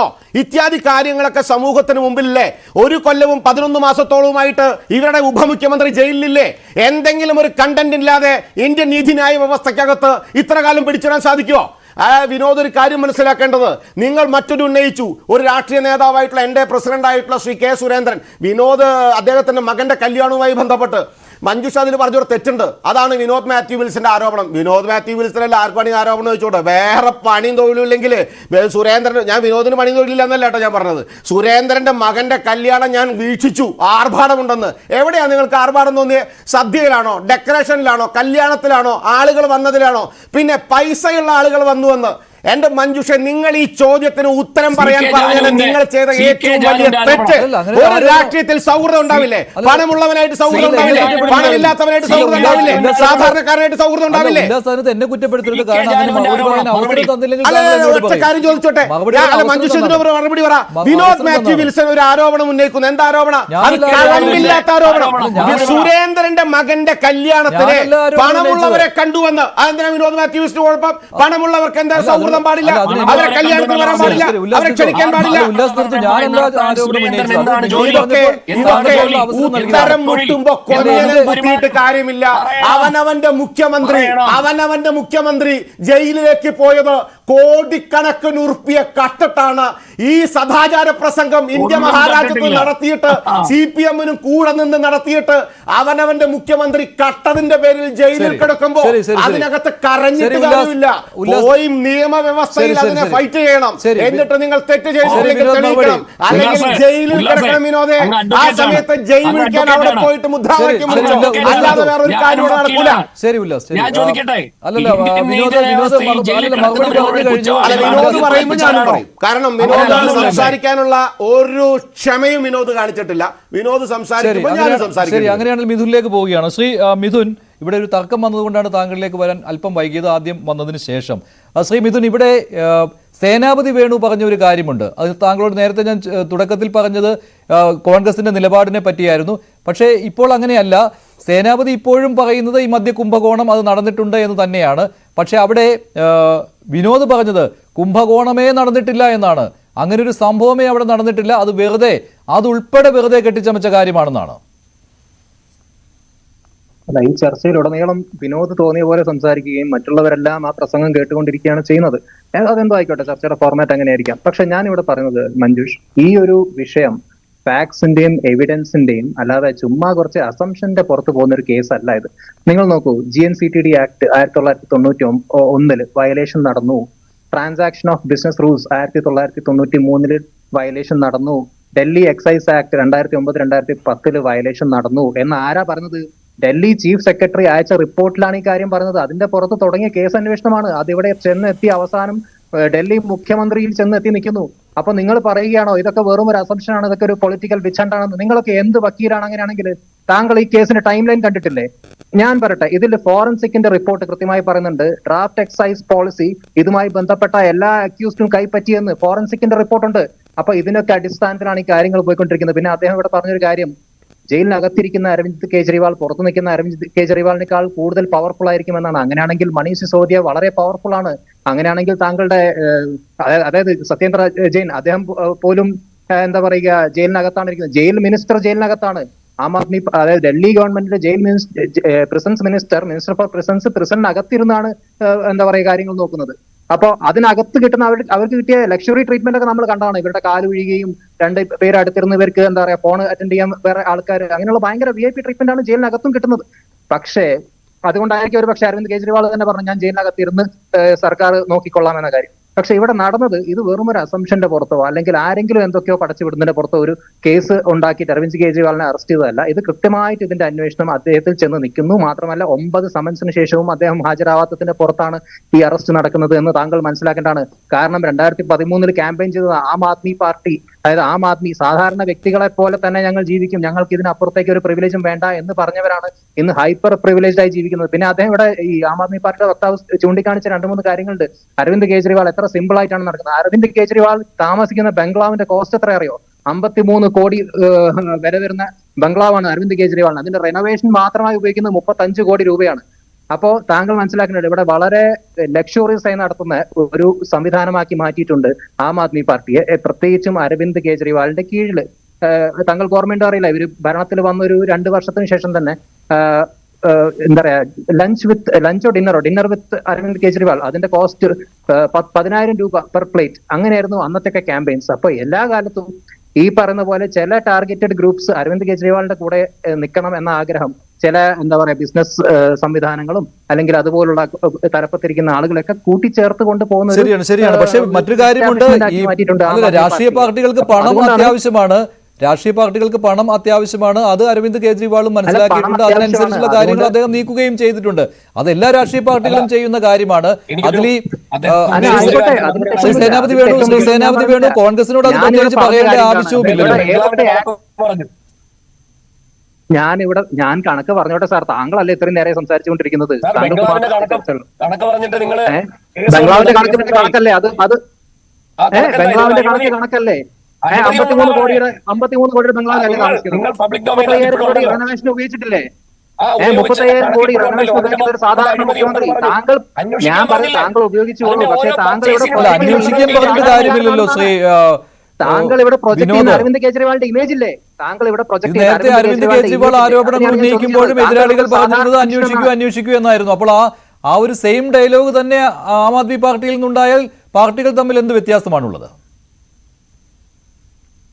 ശരി, ശ്രീ സേനാപതി വേണു, ഇവിടെ ഉല്ലാസ് ബാബു പറഞ്ഞൊരു കാര്യമുണ്ട്, കോൺഗ്രസിന് ഇക്കാര്യത്തിൽ ഇരട്ടത്താപ്പെടുക്കുന്നതിൽ ഒരു ലജ്ജയുമില്ലേ എന്നുള്ള കാര്യമാണ്.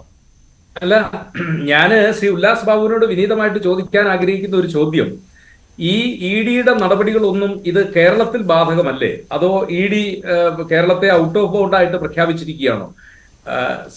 രാജ്യം ഭരിക്കുന്ന പ്രധാനമന്ത്രിയാണ് തൃശ്ശൂർ വന്നിട്ട് പറഞ്ഞത് ഇവിടെ ഒരു ഓഫീസ് കേന്ദ്രീകരിച്ചുകൊണ്ട് സ്വർണ്ണ കള്ളക്കടത്ത് നടക്കുന്നു എന്നുള്ളത്. എന്തേ അന്വേഷണം അങ്ങോട്ട് പോകാത്തത്? ഇവിടെ ഒരു മുഖ്യമന്ത്രിയുടെ അഡീഷണൽ പ്രൈവറ്റ് സെക്രട്ടറി 1.5 കൊല്ലം ജയിലിൽ കിടന്നു.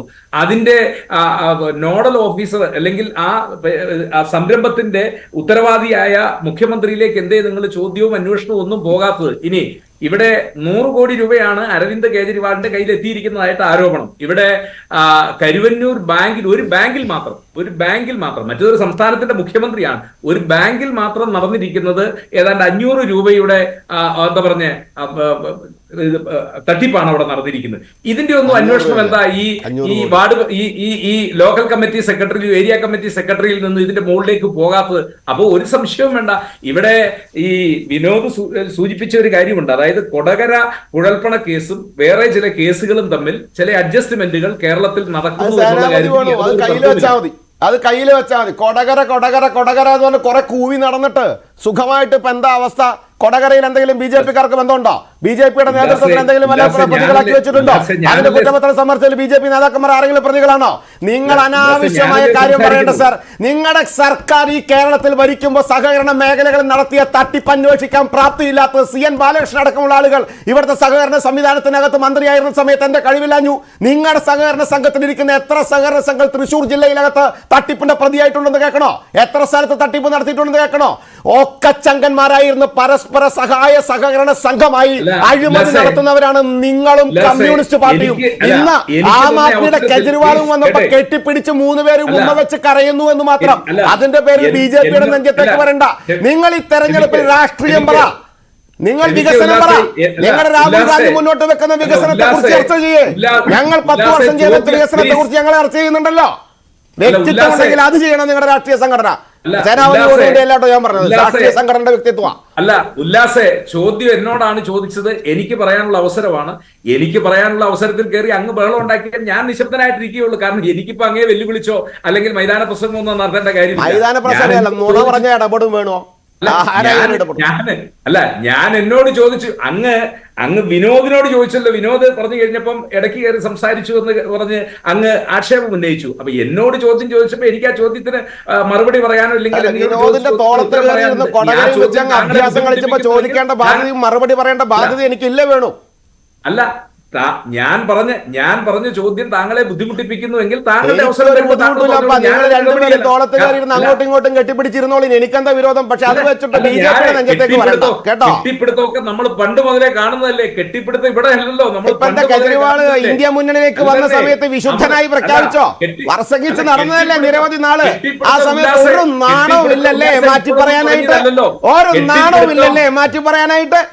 ശരി, ശ്രീ സേനാപതി വേണു, ചർച്ച അവസാനിപ്പിക്കേണ്ട സമയമായി. അതുകൊണ്ടാണ് നന്ദി ശ്രീ ഉല്ലാസ് ബാബു, ശ്രീ സേനാപതി വേണു, ശ്രീ വിജുൽ വിജയകുമാർ, ശ്രീ വിനോദ് മാത്യു വിൽസൺ. സേനാപതി വേണു, സമയം കഴിഞ്ഞു. അതുകൊണ്ടാണ് ഇന്നത്തെ പ്രൈം ഡിബേറ്റിലെ ചോദ്യം ഇതായിരുന്നു: കേജ്രിവാളിനെ കുടുക്കാൻ ED കള്ളത്തെളിവ് ഉണ്ടാക്കിയെന്ന് 49%, ഉണ്ടാക്കിയില്ല എന്ന് 48%, നിഷ്പക്ഷം 3%. പ്രൈം ഡിബേറ്റ് അവസാനിക്കുന്നു. നന്ദി, നമസ്കാരം.